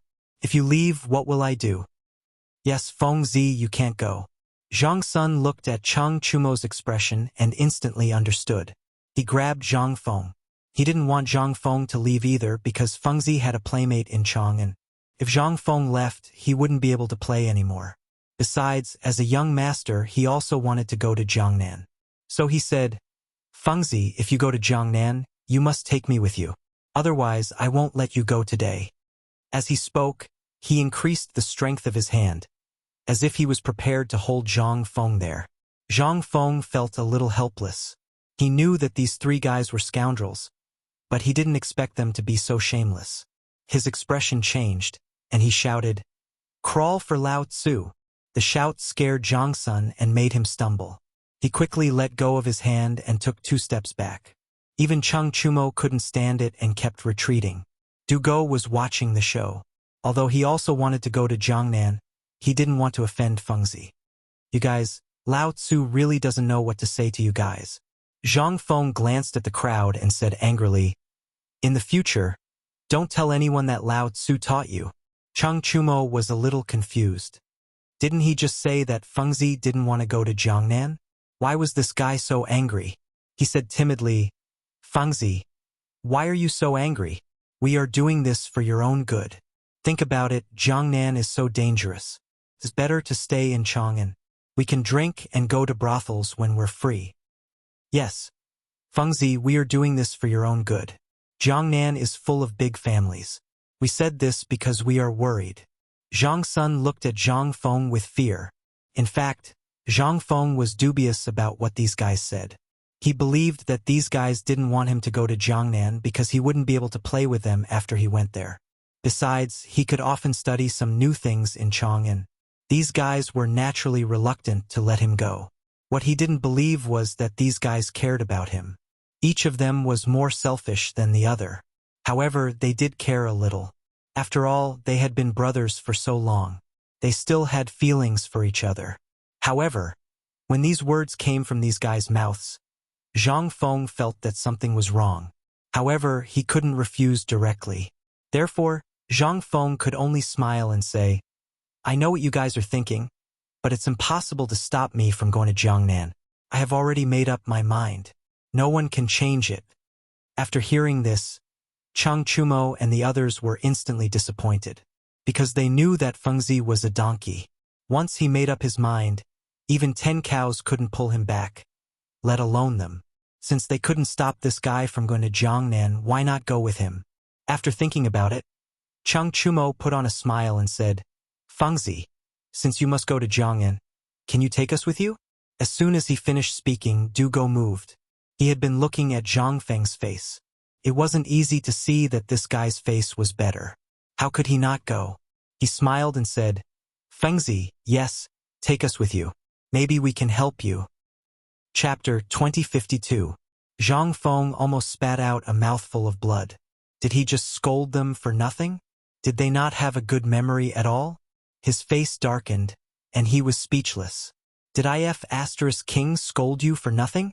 You don't have a good memory at all." Then Lao Tzu will say it again. "I can't take you there."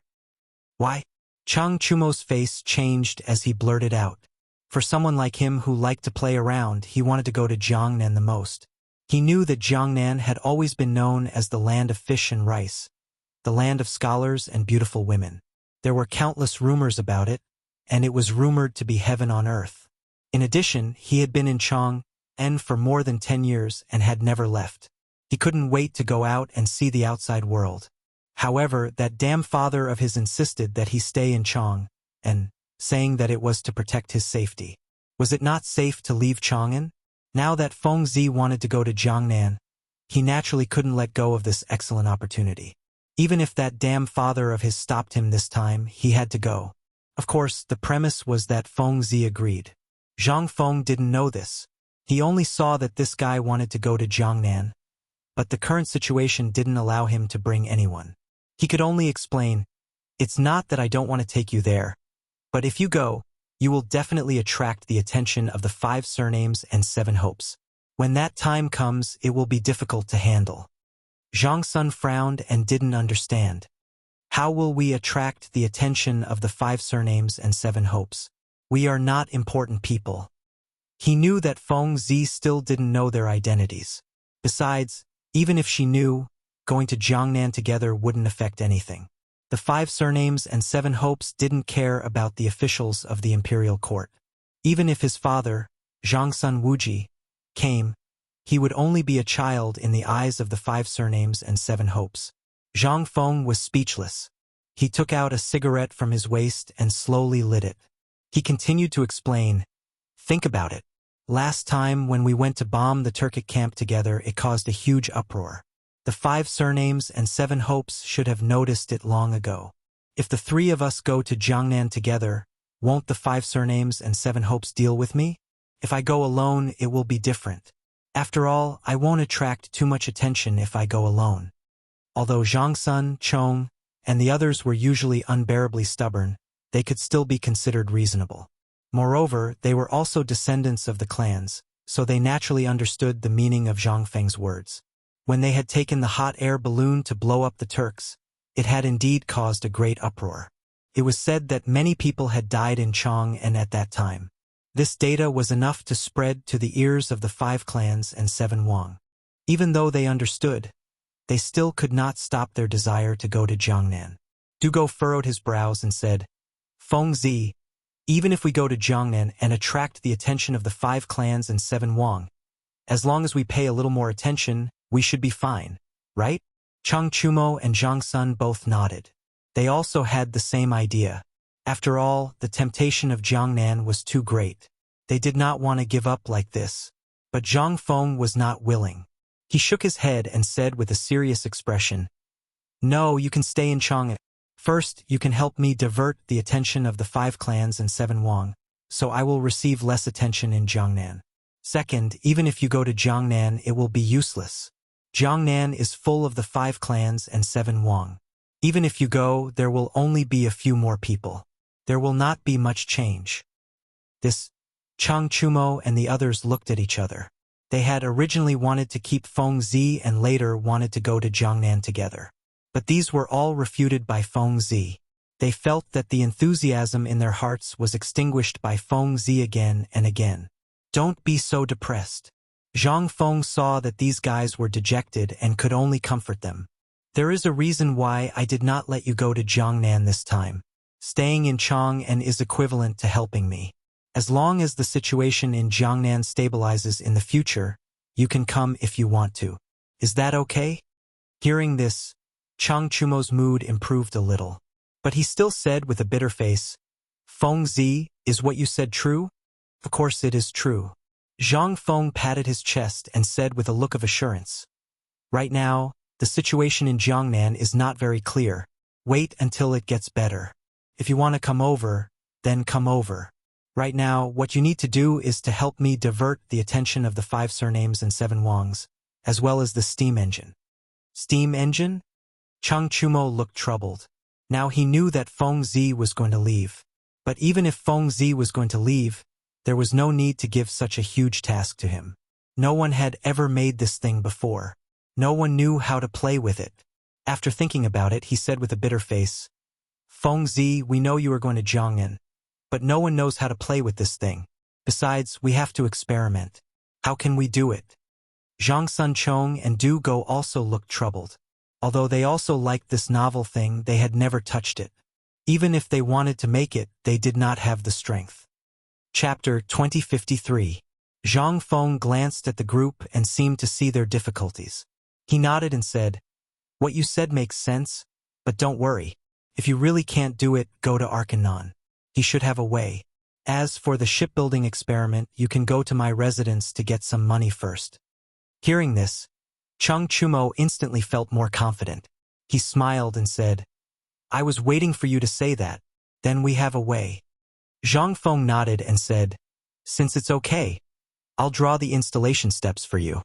As he spoke, he took out a piece of paper and said as he drew, "The cylinder and the base are the static parts.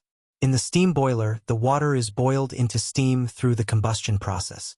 The steam is sent to the cylinder through a pipe. As for the cylinder and the base, you have already assembled them." After he finished drawing, he handed the drawing to Chang Chumo and said with a serious face, "This thing has to be handled with care, or it will be damaged easily. If you don't have enough materials, go to the forge and find Arkanon." Chang Chumo took the drawing and looked at it. He nodded and said, "No problem. With our brains, we promise to do the experiment in less than 2 days." Zhang Feng rolled his eyes at Chang Chumo and said unhappily, "Since there's no problem, I'll go first. I still have a lot of important things to do at the foot of the mountain." "Wait." Chang Chumo grabbed Zhang Feng and said with a smile, "Feng Zi, you're leaving soon. Why don't you have a gathering with us?" Zhang Feng turned his head and glanced at the three of them. He said indifferently, "How do you want to gather? I don't have much time." Chang Chumo smiled and looked at Zhang Sun. The three of them looked as if they had already discussed it and said in unison, "Drink, drink." Zhang Feng frowned. He instantly knew that the three of them were up to no good. They must be planning to finish making all his good wine since he was leaving soon. But then again, once he left, the wine would be of no use. He might as well drink it and end it all. With that thought in mind, he waved his hand and said, "Let's go then. Let's drink at my place." After saying that, he seemed to have thought of something and said, "You can drink the wine, but you can't forget about the steam engine." All right, I got it." Zhang Sun rushed to Zhang Feng's side and patted his shoulder with a smile. "Cut the crap, let's go." Zhang Feng glanced at these guys and walked down the mountain helplessly. The carriage had been waiting for them for a long time. Soon they arrived at Zhang Mansion. "Master, you're back." Du Ziding quickly stepped forward. "Old Du, go prepare some hot pot." Zhang Feng glanced at Du Ziding and said indifferently. Du Ziding turned to look at Chang Chumo and the others behind Zhang Feng and suddenly understood. Master usually didn't eat hot pot alone. No wonder he wanted to eat hot pot today. It turned out that these guys were here. He still remembered the incident in Chang and last time. He was almost beaten up by this guy Chang Tiniu. He had to give this guy a super spicy hot pot later. Otherwise, he wouldn't be able to live up to the scare last time. With that thought, he turned and left with his servants. Chang Chumo and the others acted as if they had returned to their own home. They looked here and there and sometimes even picked a few leaves. Zhang Feng saw all of this. He had to admit that these guys were really cheap. Just as he was about to scold them, a burst of shouting came from not far away. "Fengzi, what's that sound?" Chang Chumo's ears were sharp. He pointed at the source of the sound and asked, "That's the guard training in my mansion." Zhang Feng didn't even turn his head and walked straight to the hall. But he attracted Chang Chumo's interest. "Guard? Training?" He strode forward and pulled Zhang Feng. He smiled and said, "Fengzi, take us to see. How do the guards in your mansion train?" Zhang Sun was also interested. He hurried forward and said, "Yes, Fengzi, take us to see. We still don't know how the guards in your mansion train." "You want to see?" Zhang Feng turned and glanced at the others. Seeing them nodding, he also had an idea. He had to supervise the guards at ordinary times. It was fine to go and see.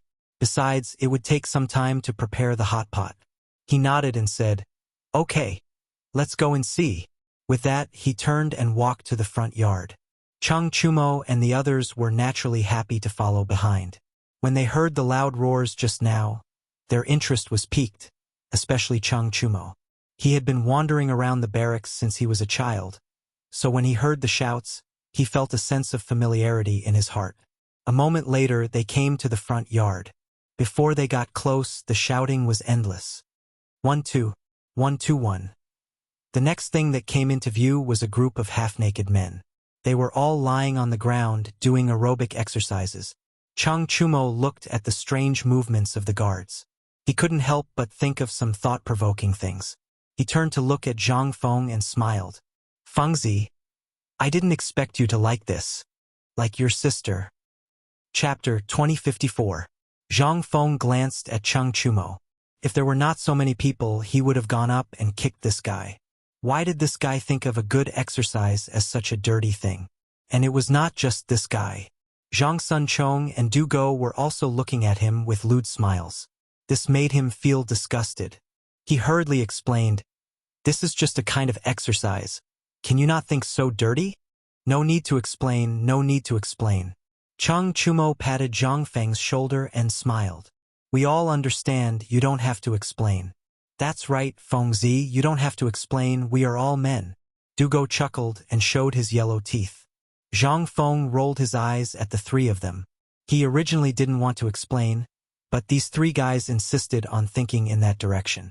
He had no choice but to explain. In the end, when he tried to explain, these three guys didn't want to listen. They made it seem like he was hiding something. He simply crossed his arms and didn't say anything. Right, Feng Zi, are all your guards so strong? They don't even wear clothes in such cold weather? Du Go pointed at the guards on the ground and said with a face full of surprise. Zhang Feng originally did not want to answer such an idiotic question, but seeing these people's thirst for knowledge, he could only say, Guanzhong looks cold, but it is only cold in the morning and at night. It is not especially cold at noon. Also, they are exercising and their bodies are sweating. How can they be cold?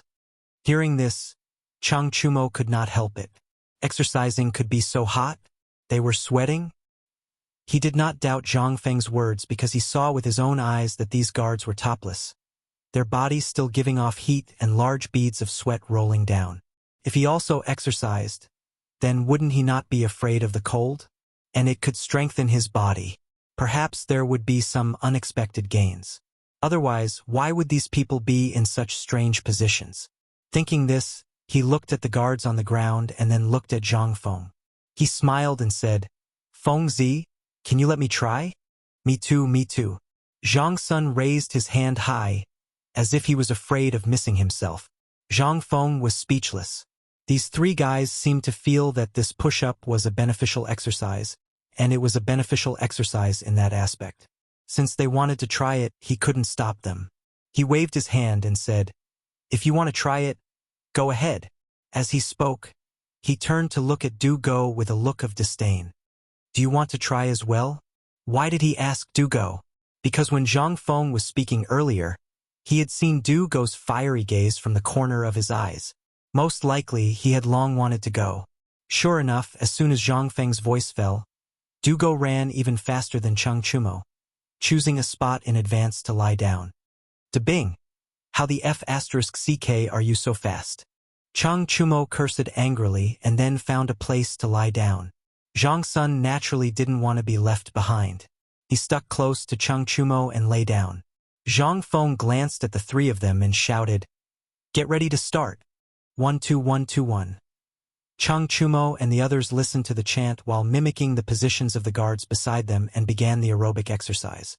In the beginning, these guys were doing very well. It was considered standard practice. However, as they continued, they felt that something was wrong. Feng Zi, my arm hurts a little. I feel like my whole body is going to fall apart. My arm hurts so much. Chang Chumo and the others' faces were red as they shouted in pain. Looking at the three of them, Zhang Feng couldn't bear it. In fact, he didn't want the three of them to do push-ups. After all, people who hadn't done this exercise before would definitely feel uncomfortable doing it for the first time. Some might even sprain their arms easily. These were all common occurrences. Furthermore, these three guys didn't exercise normally. How could they withstand it? However, before he could say anything, these fellows had already gone down. So what if they went down? They had only done a few and they couldn't hold on anymore. Looking at the guards, then looking at these fellows, Zhang Feng really wanted to spit on them. Thinking about it, these guys still wanted to make the steam engine for him. He could only say, If you can't do it, then get up. I'm not forcing you. Chang Chumo nodded with difficulty. Just as he was about to get up, his arm felt like it was hit by something. His arm went limp and his face fell to the ground. Iron Bull. Zhang Feng strode forward and quickly helped Chang Chumo up. He asked with concern, Iron Bull, what happened to you? Chang Chumo sucked in a breath of cold air. His left hand held his right hand tightly. He gritted his teeth and said, My arm hurts. Your arm hurts. Zhang Feng gently pinched Chang Chumo's arm and asked, Does it hurt here? How do you feel? Iron Bull, how do you feel? Zhang Sun Chong and the other two also came over and asked nervously. When they heard Chang Chumo's scream just now, the two of them didn't dare to continue. They were afraid that something would go wrong. Chang Chumo was still gritting his teeth. However, the pain seemed to have lessened a lot this time. He said cautiously, It doesn't hurt as much as before. Chapter 2055. Zhang Feng frowned and glanced at Zhang Sunchong. Bug! Go and find a doctor. Zhang Sunchong nodded and was about to leave when a big man came and held him down. Then he looked at Zhang Feng. Master, Qin Xiaoya's hand is fine. I can see it. The person who spoke was He Quan. He had seen everything clearly. Although he knew what was wrong with Chang Chumo, he did not go forward because he was just guessing. Now that he saw Chang Chumo's arm, he was sure that there was a problem. Zhang Feng glanced at He Quan and asked with a serious face, You can read it? Are you a doctor? Although Tai Nyo was not a good person, he was still his brother. He could not give his hand to others. Even if the person was a guard in the mansion, it was not a problem to ask for details. He Quan seemed to know what the master was thinking and smiled awkwardly. Master, I am not a doctor, but I know that Chen Xiaoya's hand was just twisted. There is no need to find a doctor. Maybe we can find a doctor who is not good at medicine. Chen Xiaoya's hand will be ruined. Chang Chumo's face changed and he pulled He Quan with his left hand. He said excitedly, Take a look at my hand. Zhang Feng let go of his hand suspiciously. He remembered that this guy did not know any medicine. How could he be so good at it? But it was not the time to think about it. It was more important to let He Quan treat Chang Chumo's hand. He Quan took Chang Chumo and rubbed his hand. Then he suddenly pulled. Chang Chumo screamed like a pig being slaughtered and then he calmed down. Master, it's done. He Quan shook Chang Chumo's hand and then looked at Zhang Feng. Zhang Feng could not answer and Zhang Sun Chong asked with confusion. That's it? That's it?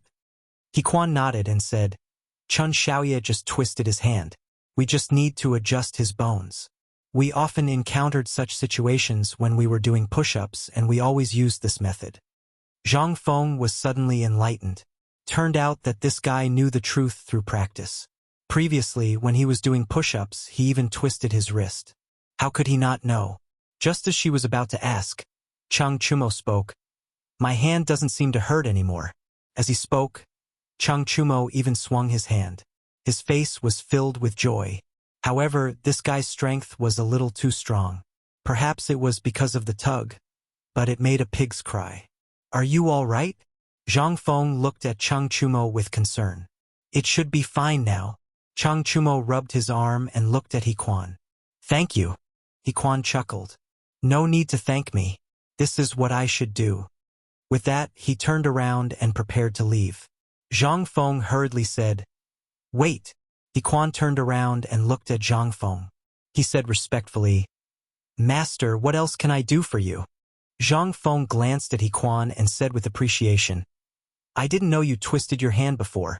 Go to the accountant and get some money as compensation.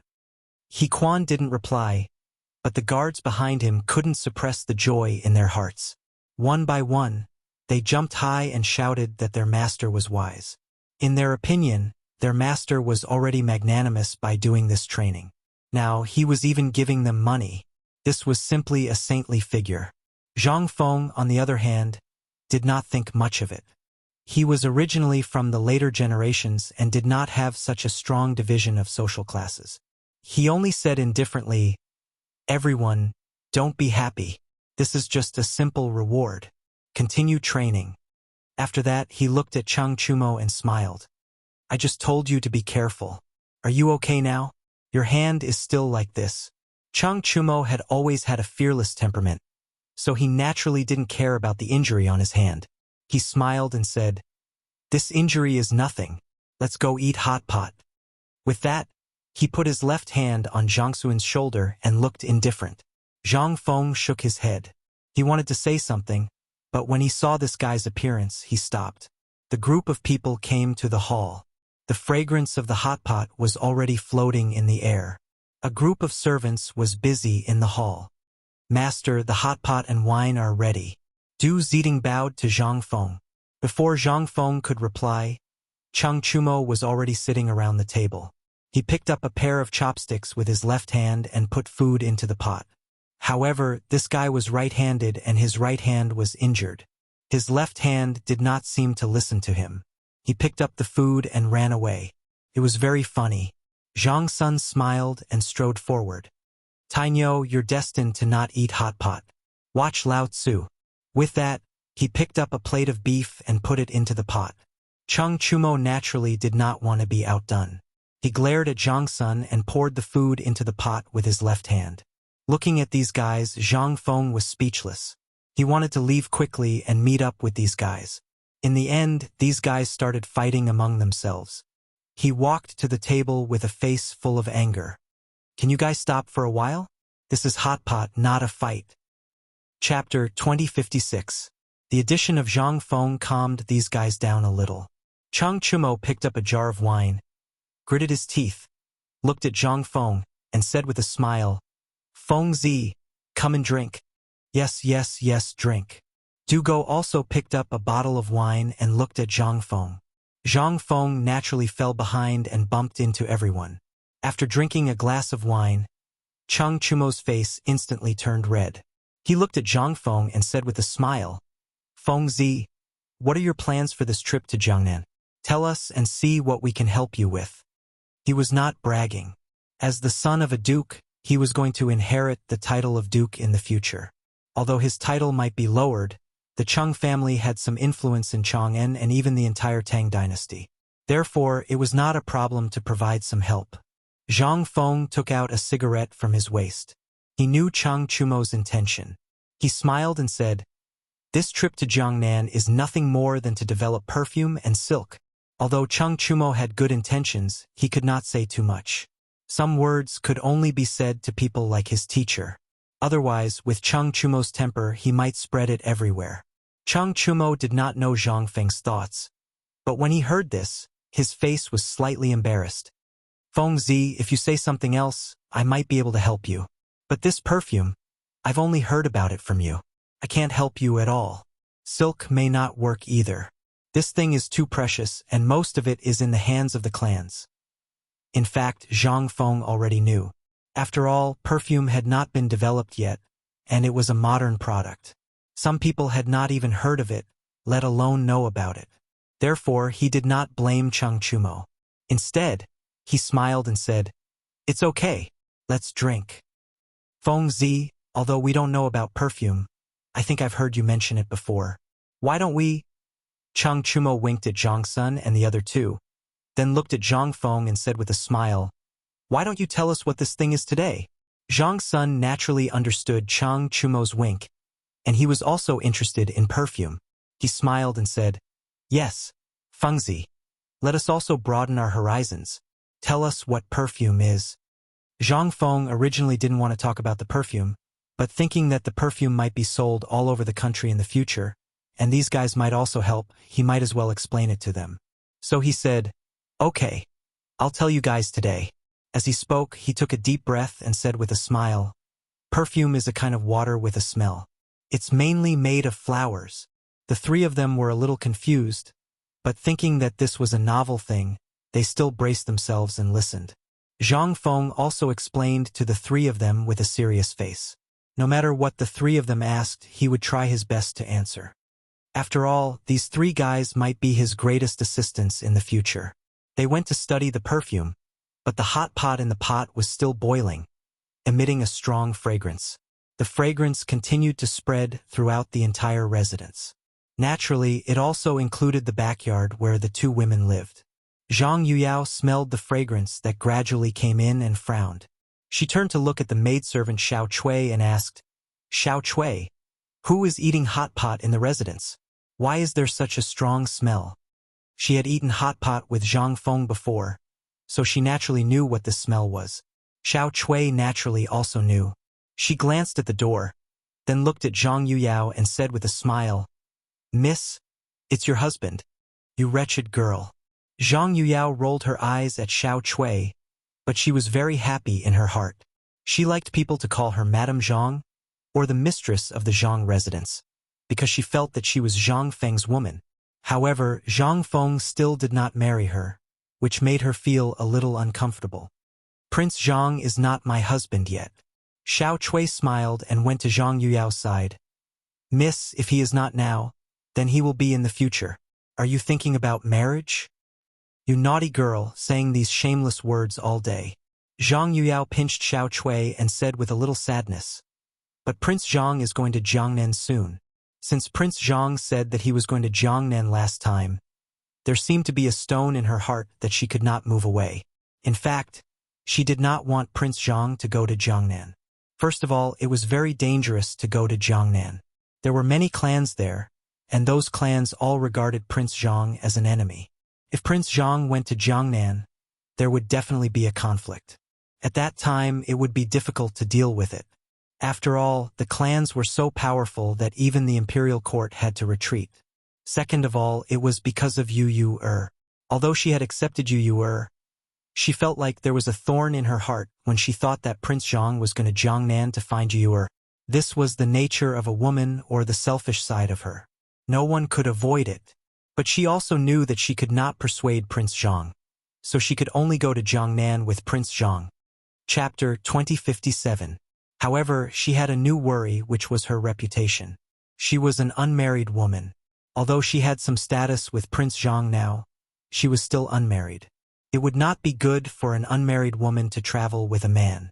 However, she was worried about Prince Zhang, which made her very confused. Should she go to Jiangnan with Prince Zhang or not? If she didn't go, what if Prince Zhang was in danger in Jiangnan? Moreover, Yu Er was there. If she went, what about the Zhang family's reputation? As Zhang Yuyao's personal maid, Xiao Chui naturally understood her thoughts. She patted Zhang Yuyao's shoulder and whispered, "Miss, are you still thinking about going to Jiangnan?" Zhang Yuyao looked up at Xiao Chui, but she didn't say anything. She just nodded gently. Xiao Chui pursed her lips. She didn't want to talk about this with her miss, but when she saw her confused face, she couldn't help but say, "Miss, I don't know whether I should say it or not, but I think you should go with Prince Zhang. Please don't blame me." Although she often joked with Zhang Yuyao, she didn't dare to talk nonsense about this matter. Zhang Yuyao slowly raised her head and looked at Xiao Chui with some doubts. "Why do you say that?" Xiao Chui pulled the corner of her clothes and said with some uncertainty, "Miss, I don't know, but I think Prince Zhang is so good and rich. Now he is going to Jiangnan to develop his business. He may settle down in Jiangnan in the future. If you don't seize the opportunity now, it will be too late in the future. Moreover, now the people in Quanan know about your relationship with Prince Zhang.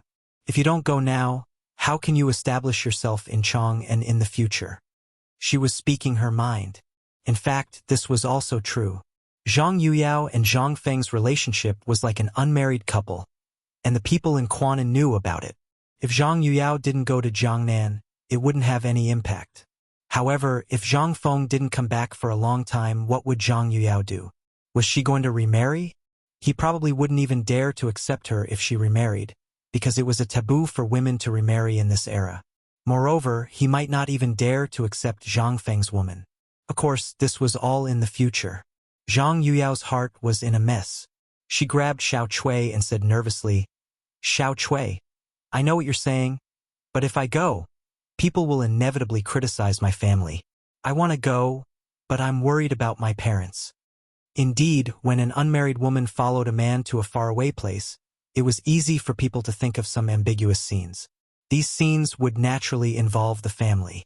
Xiao Chui also knew this deeply. She said with some hesitation, "Miss, if we don't go, what if Prince Zhang is in danger?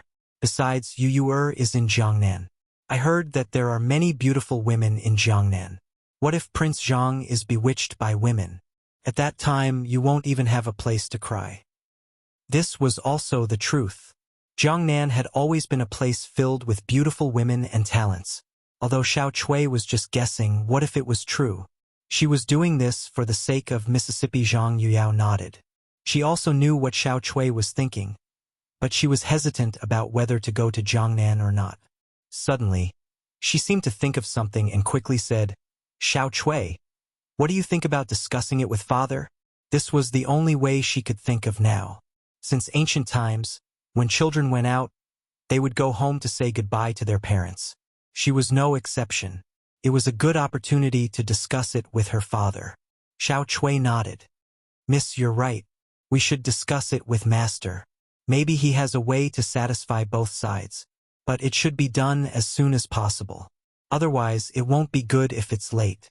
Zhang Yuyao nodded slightly and quickly said, "Xiao Chui, Go back and tell father about the situation first. At the same time, you can also sound him out. Xiao Chui nodded and turned to leave. At the same time, in the imperial study of the palace, Li Shimin sat on the dragon throne with a cigarette in his hand. The smoke filled the entire room, making him look mysterious and serious. My dear ministers, I plan to reveal my identity to Feng Zi. What do you think? When he said this, Wei Zhang and the other ministers frowned. They actually did not agree with Li Shimin revealing his cards. This was because they understood Zhang Feng's personality and talent. Normally, such an expert would not easily become an official. Of course, they did not know what Zhang Feng was thinking. But, to reveal his cards just for the sake of revealing his cards, it was undoubtedly not worth it. What if Zhang Feng was that kind of expert, and once Li Shimin revealed his cards, Zhang Feng would leave? Wouldn't this be the biggest loss to the Tang dynasty? They could not afford to lose such a huge gamble. Thus, Wei Zhang stood up and said with a serious face, Your Majesty, I feel that now is not the time. Old fart Wei, what do you mean? Chapter 2058. Chang Yaojin jumped out and stared at Wei Zhang with dissatisfaction. Jijia, don't speak. Li Shimin waved his hand and motioned for Chang Yaojin to leave. When the latter saw that His Majesty had spoken, he had to leave with an indignant expression. Li Shimin turned to look at Wei Zhang and said solemnly, Minister Wei. Continue. Yes, Your Majesty. Wei Zhang cupped his hands and said, Your Majesty, we have been hiding this fact from Zhang Feng. This is undoubtedly a lie.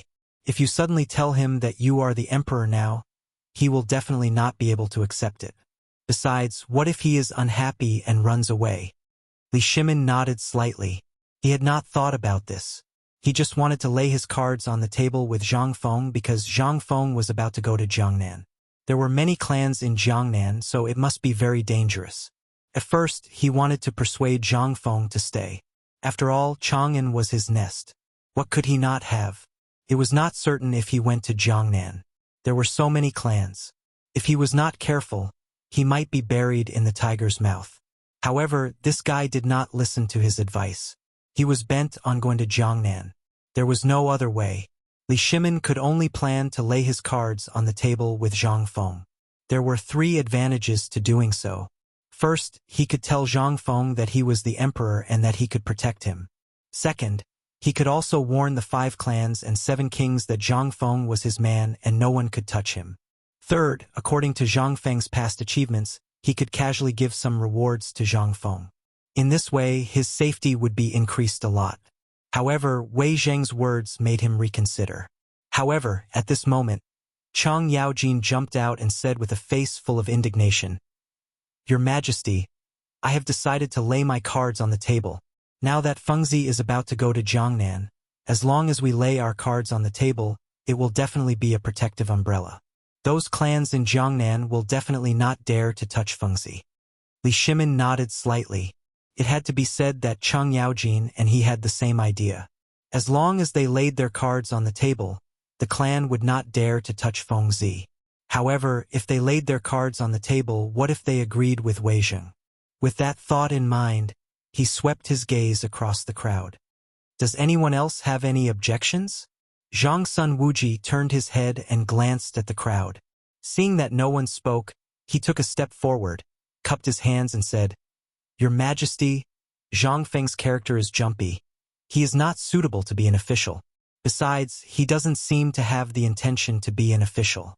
If we lay our cards on the table with him now, it will inevitably arouse his vigilance. Moreover, if we lay our cards on the table, will there be anyone who can talk to you so intimately? These words were like a clap of thunder that exploded in Li Shimin's mind. If he laid his cards on the table, would there be anyone who could talk to him so intimately? Indeed, although he was the emperor, no one dared to talk to him so intimately like Feng Zi in front of him. Even the ministers who met him every day were afraid of him like a tiger. The only person who could talk to him intimately was Maid Guanyin. However, they were only husband and wife, unlike Zhang Feng. He vaguely remembered the scene in Zhang Feng's tavern. At that time, Zhang Feng did not know his identity. He really treated him as a friend. They even chatted about the Xuanwu Gate incident together. If he laid his cards on the table, perhaps he would not dare to say these words, right? Yes, when he was not the emperor, there were many relatives and friends around him. Everyone present was his confidant. However, once he became the emperor, these people seemed to have changed. They became very afraid of him. They even began to speak carefully and did not dare to reveal their true feelings. Even the imperial uncle Zhangsun Wuji was the same. At that time, he and Zhangsun Wuji were friends. Now, even when he spoke to him, he was careful. What if Feng Zi also became like this? While he was thinking, Cheng Yaojin spoke again. Your Majesty, they are talking nonsense. Don't listen to them. Feng Zi's safety is the most important thing. If this guy goes to Jiangnan and is remembered by the clans, we are all in Chang'an. There is no way to save Feng Zi. At that time, you will regret it. Cheng Yaojin's words were not without reason. Chang'an and Jiangnan were very far away. It would take at least 10 days to travel. If Zhang Feng was in danger in Jiangnan, they would be in Chang'an and would not be able to rescue him. Cheng Yaojin, don't disturb His Majesty's thoughts. Fang Xianling glared at Cheng Yaojin. Then, he stepped forward and said, Your Majesty, even if there is danger in Jiangnan, you can send troops to protect Zhang Feng. However, you must not lay your cards on the table with Zhang Feng. Li Shimin took a deep drag of his cigarette. With a puzzled expression, he asked, Minister Fang, why is that? Fang Xianling cupped his hands and said solemnly, Your Majesty, you appeared on the streets of Chang and in plain clothes before. Many people know you. If you lay your cards on the table with Zhang Feng, it will undoubtedly cause a great disturbance in Chang'an. Also, as Wei Zheng said, Zhang Feng's personality is lively. He is not suitable to be an official. Even if you give him an official position now, he may not be willing. Chapter 2059. At that time, Li Shimin didn't think so far ahead. When he heard what everyone said, he instantly felt that it made sense. Moreover, just like what Zhangsun Wuji said earlier, if he were to lay his cards on the table, then Zhang Feng wouldn't be so close to him and might even distance himself. After thinking for a while, he said, Everyone is right. Let's put this matter aside for now. Cheng Yaojin was unwilling. He hurriedly said, Your Majesty, what if Feng Zi is in danger in Jiangnan? Let's lay all our cards on the table. Feng Zi will have guards to protect him in Jiangnan. Furthermore, how can Your Majesty stand by and do nothing? Fang Xianling waved his sleeves and looked at Cheng Yaojin unhappily. In his eyes, Cheng Yaojin was the kind of person who stirred up **T. He would stir things up whenever something happened.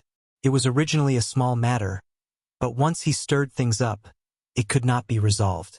Li Shimin naturally did not want to see the imperial study become a place for these people to quarrel. He hurriedly scolded, All right, stop quarreling. I have my own plans. Then, he looked at Wei Zheng. Minister Wei, I heard that White Deer College is preparing for the year-end examination. Wei Zheng nodded. Your Majesty, White Deer College is indeed preparing for the year-end examination. Now, Mr. Bosher is leading the students to prepare. Li Shimin nodded slightly and said with a serious face, Prepare some things then. My ministers will go with me. Your Majesty, should we send the imperial court officials to attend the ceremony? Zhangsun Wuji stepped forward and asked respectfully. Li Shimin was silent.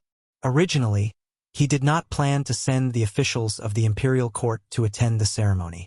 However, after thinking about it, even if he did not say anything, these fellows would probably attend the ceremony. It would be better to send the members of the imperial family. After thinking about it, he said, Then send Li Shaogong. He previously appeared as a member of the imperial family. There should be no problem. Previously, Li Shaogong had met Zhang Feng as a member of the royal family, as well as many students of the academy. This time, there should be no problem for him to attend the academy meeting. Zhangsun Wuji nodded. Yes, Your Majesty. Li Shimin nodded slightly and stood up slowly. It's been a long time since I've seen Feng Zi. Let's go out and see how she's doing. As he spoke, he walked down the hall with a majestic gait. Everyone followed closely behind him. Little Gizi took the lead and went to arrange a carriage in advance. Li Shimin and the others boarded the carriage and headed towards the Zhang mansion. They didn't speak a word along the way and soon arrived at the Zhang mansion. Li Shimin led the group into the Zhang mansion. As soon as they entered, they heard a series of shouts. "What's that sound?" Li Shimin turned his head and glanced at the crowd, asking curiously. Wei Zhang and the others all shook their heads in confusion. They had never heard such a sound, so they naturally didn't know. However, Chang Yaojin's ears perked up as if he had heard something. He said excitedly, "Your Majesty, this is the sound of military training." "Huh?" Li Shimin turned to Chang Yaojin and asked in confusion, "You mean this is the sound of military training?" As he spoke, he seemed to have remembered something. He seemed to have roared like this when he led the troops. However, this sound seemed to be a little special. It was even shouting numbers such as 1, 2, 1, 2, 1, and so on. It seemed that he had never heard of it before. He had to ask again. "This seems to be the sound of military training, but it seems to be a little different from the other military camps." Chang Yaojin naturally felt it too. He nodded and said, "Yes, it's a little different from the other military camps. It's even shouting numbers, which I've never heard before. Let's go and have a look." With a wave of his hand, Li Shimin turned around and walked towards the source of the voice. After a while, the group arrived at the front yard. What they saw was a group of men lying on the ground, as if they were doing some kind of exercise. Li Shimin was a little confused. He went forward and asked, "What are you doing?" He Quan saw that they looked familiar and guessed that they were guests of the residence. He quickly got up and replied, "We're training." "Training?" Li Shimin turned to Chang Yaojin and asked in confusion, "Old Chang, have you heard of this kind of training?" Chang Yaojin shook his head in confusion. Although he came from the military camp, he had never seen such a strange training. He was about to say no when He Quan came up to Chang Yaojin. He cupped his hands respectfully and said, "So it's Master Chang." He Quan also came from the military camp, so he naturally knew Chang Yaojin. However, after he retired from the military, he was assigned to the Zhang residence to protect Zhangfeng. He naturally knew their identities, so he called Chang Yaojin Master Chang. Chang Yaojin saw that this guy knew him and smiled. "What were you training just now?" He Quan naturally didn't dare to hide it. He quickly said, "This is a training method that Master invented for us to use for daily training." "Fengzi?" Li Shimin frowned slightly. He knew Zhangfeng very well. He wouldn't be so bored as to come up with something like this. Since he came up with it, it must be useful. He just didn't know what it was. He thought and asked, "Fengzi, what's the use of this training method?" Chapter 2060. He Quan's heart skipped a beat as he secretly guessed this person's identity. To be able to call Old Master Fengzi, he should not be a simple person. Moreover, to have Lu Guogong by his side, he did not seem to be an ordinary person. After thinking for a while, he replied, "Old Master said that this training method is to strengthen our bodies. He said that it is more effective than the military camp." "More effective than the military camp?" Chang Yaojin exclaimed and looked at He Quan in disbelief. He had been in the military camp since he was young and had experienced all kinds of training methods. He had even created some training methods himself. However, he had never heard of any training method that was better than the military camp's training method. This was because the military camp's training had always been the cruelest. Only soldiers could endure such training methods. However, today, someone actually said that this training method was better than the military camp's training method. He was a little unconvinced and glared at him. "Are you kidding, Lao Tzu? How can there be a training method that is better than the military camp's training method?" He Quan's face changed and he quickly said, "Old Master Chun, how would I dare? This is what my old master said." After hearing this, Chang Yaojin started to doubt himself. This was because he knew that Fengzi was not someone who would make up something out of nothing. Since he said it, there must be some basis. However, he still did not dare to believe that this training method was better than the military camp's training method. After thinking for a while, he waved his sleeves and said, "Lao Tzu, come and try." "Old Master Chang, wait." He Quan grabbed Chang Yaojin and quickly said, If you do this push-up for the first time, it is easy to twist your hand. Why don't you do it first? And Chang Yaojin turned his head and glanced at He Quan. He said with disdain, Lao Tzu has such a strong body.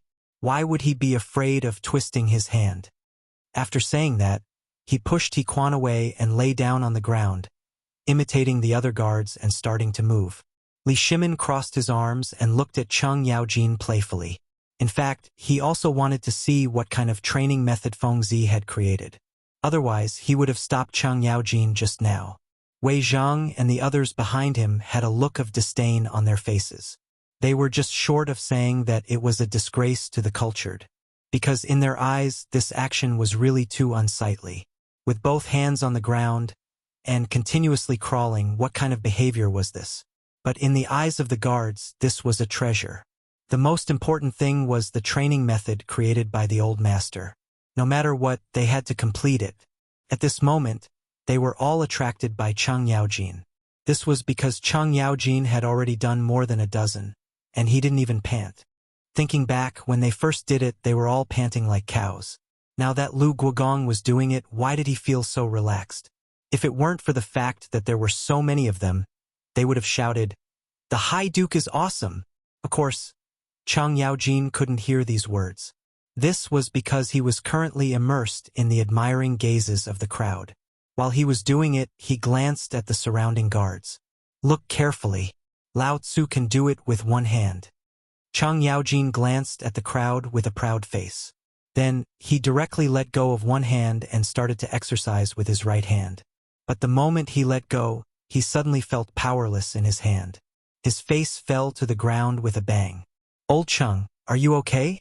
Li Shimin quickly went forward and supported Chang Yaojin. "Old Chang, are you okay?" Chang Yaojin ate a mouthful of mud. Fortunately, Li Shimin helped him up. Otherwise, his nose would have been full of mud. He replied with a stiff face, My hand hurts." Li Shimin quickly turned Chang Yaojin over. This guy was really too heavy. He used all his strength to turn Chang Yaojin over. Then he was half lying on the ground. He quickly asked, "Which hand hurts?" Chang Yaojin raised his trembling right hand and grimaced. "This hand hurts." As soon as he finished speaking, He Quan quickly went forward. "Let me do it." As he spoke, he reached out and rubbed Chang Yaojin's hand. Then he shook it. Chang Yaojin let out a pig's cry. "How is it?" Li Shimin looked at He Quan nervously. "Should be fine now." He Quan gently put Chang Yaojin's hand back. "Old Chang, how's your hand?" Li Shimin turned to look at Chang Yaojin and asked with concern. Chang Yaojin thought that his hand was going to break. When he heard this, he quickly raised his hand. In the end, he found that it didn't hurt as much as before. He said in surprise, "My hand is fine." With that, he stood up abruptly. However, because he used too much strength, his hand hurt again. He wailed, "Ouch, my hand. Who told you to be brave just now?" Li Shimin glared at Chang Yaojin, then looked at He Quan. "How did you know his hand would be like this? How did you heal it?" He Quan glanced at Chang Yaojin and said with a smile, "When we were doing push-ups just now, we all twisted our hands. Just now, there was another person who twisted his hand too. I think his surname is also Chang Yaojin. I healed him too." Hearing this, Chang Yaojin's face was a little embarrassed. After all this time, there was another unlucky person just now. Moreover, this unlucky person had the same surname as him. Chapter 2061. He instantly felt that he couldn't stay here any longer. He hurriedly urged, Let's go find Feng Zi." As soon as he said that, footsteps came from not far away. Not long after, Du Ziding walked over. "So it's Master Li. I thought it was screaming here." He had heard a series of miserable howls coming from here, so he ran over to take a look. Li Shimin saw Du Ziding and smiled. "Housekeeper, where's Feng Zi?" Du Ziding cupped his hands and smiled. "Master is eating hot pot with young Master Chang and the others in the hall." Young Master Chang? Chang Yaojin was slightly stunned. Could it be Tainyo, that kid? Just now, the guard said that someone with the surname Chang also twisted his hand. Could it be this kid? He hurriedly said, "Housekeeper, Take us to see him. Du Zedong nodded and turned to walk to the hall. Li Shimin and Chang Yaojin followed closely behind. Before they reached the hall, they smelled the rich smell of hot pot. This instantly aroused Chang Yaojin's appetite. He didn't care about what happened just now and strode to the hall. As soon as he entered, he saw Chang Chumo holding chopsticks in his left hand and trying to pick something in the hot pot. He tried for a long time but couldn't get anything. It was a funny look. Chang Yaojin's expression changed and he shouted, "Tai Nyo, why are you here?" This shout scared Chang Chumo so much that he almost fell off the stool. This was a fear that came from the depths of his bones. It was like the horn of the abyss, unforgettable. He sat on the stool and looked at his dead father with a bitter expression. His voice trembled. "Dad, why are you here?" Chang Yaojin strode forward and picked Chang Chumo up like a chicken. But this time he used his left hand. He said unhappily, "Lao Tzu was asking you. Why are you asking Lao Tzu now?" When Zhang Feng saw that the situation was not right, he quickly went forward and pulled Chang Yaojin back. "Old Chang, what are you doing? Why are you so angry the moment you arrive?" Chang Chumo knew that his father never knew the reason for his anger. Whenever he was unhappy, he would beat him up. Whenever he was happy, he would also beat him up. Therefore, he didn't dare to say anything. Chang Yaojin glared at Zhang Feng and said, "This brat doesn't even know to call Lao Tzu when he's eating hot pot.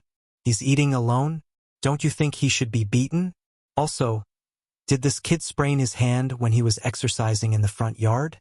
You sprained your hand from just a little exercise. Don't you deserve a beating?" Zhang Feng suddenly understood.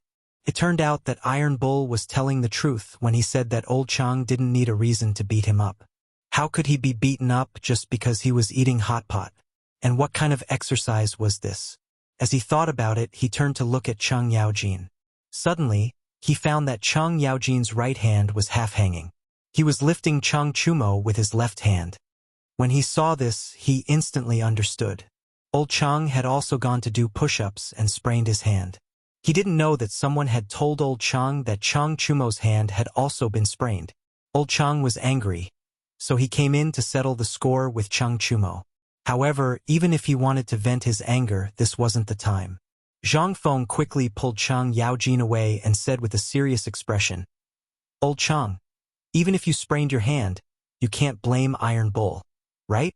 What's the use of venting your anger on him?" As soon as he said this, Chang Chumo, who was still in a daze, understood something. It turned out that this damn father had also sprained his hand. No wonder he wanted to vent his anger on him.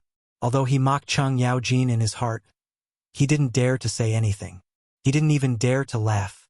However, Zhang Sun Chong, who was next to the table, was overjoyed and burst into laughter. When Chang Yaojin saw this, his eyes widened like a bull's. "You two bastards dare to laugh at Lao Tzu? Are you looking for a beating?" As he said this, he clenched his fist and was about to punch Zhang Sun Chong and Chang Chong. "Old Chang, what are you trying to do?" A shout came from outside the door. Then, Zhang Sun Wuji, Li Shimin, and the others walked in. The person who spoke just now was Zhang Sun Wuji. He was just about to enter the door when he saw Chang Yaojin about to punch his son. How could he agree to this? Zhang Sun Chong was the only bloodline of the Zhang Sun family. Normally, he was afraid that he would melt in his mouth and break in his hands. Zhang Sun Wuji didn't even dare to hit him. So how could he let this fool hit him? Thinking of this, Zhang Sun Wuji strode forward and stood in front of his son to protect him. He glared angrily at Chang Yaojin. "What are you trying to do? How dare you hit my son? Is there no law in this world?" In fact, Chang Yaojin didn't really want to hit Zhang Sun Chong. After all, there was a generation gap between the two of them. It would be decent if he hit him. However, this guy just laughed at him, so he hit him. He just wanted to scare Zhang Sun Chong, but he didn't expect that Zhang Sun Wuji would stand up for him. He lost face and glared. "This brat just laughed at old man, don't you think he deserves to be hit?" Zhang Sun Wuji looked at Chang Yaojin's hand and then looked at Chang Chumo's hand. Not only did his son want to laugh, but he also wanted to laugh at himself. However, there were too many people here, so he couldn't do anything. He could only say, If you want to laugh at him, then so be it. Don't tell me you want to lower yourself to the same level as the younger generation.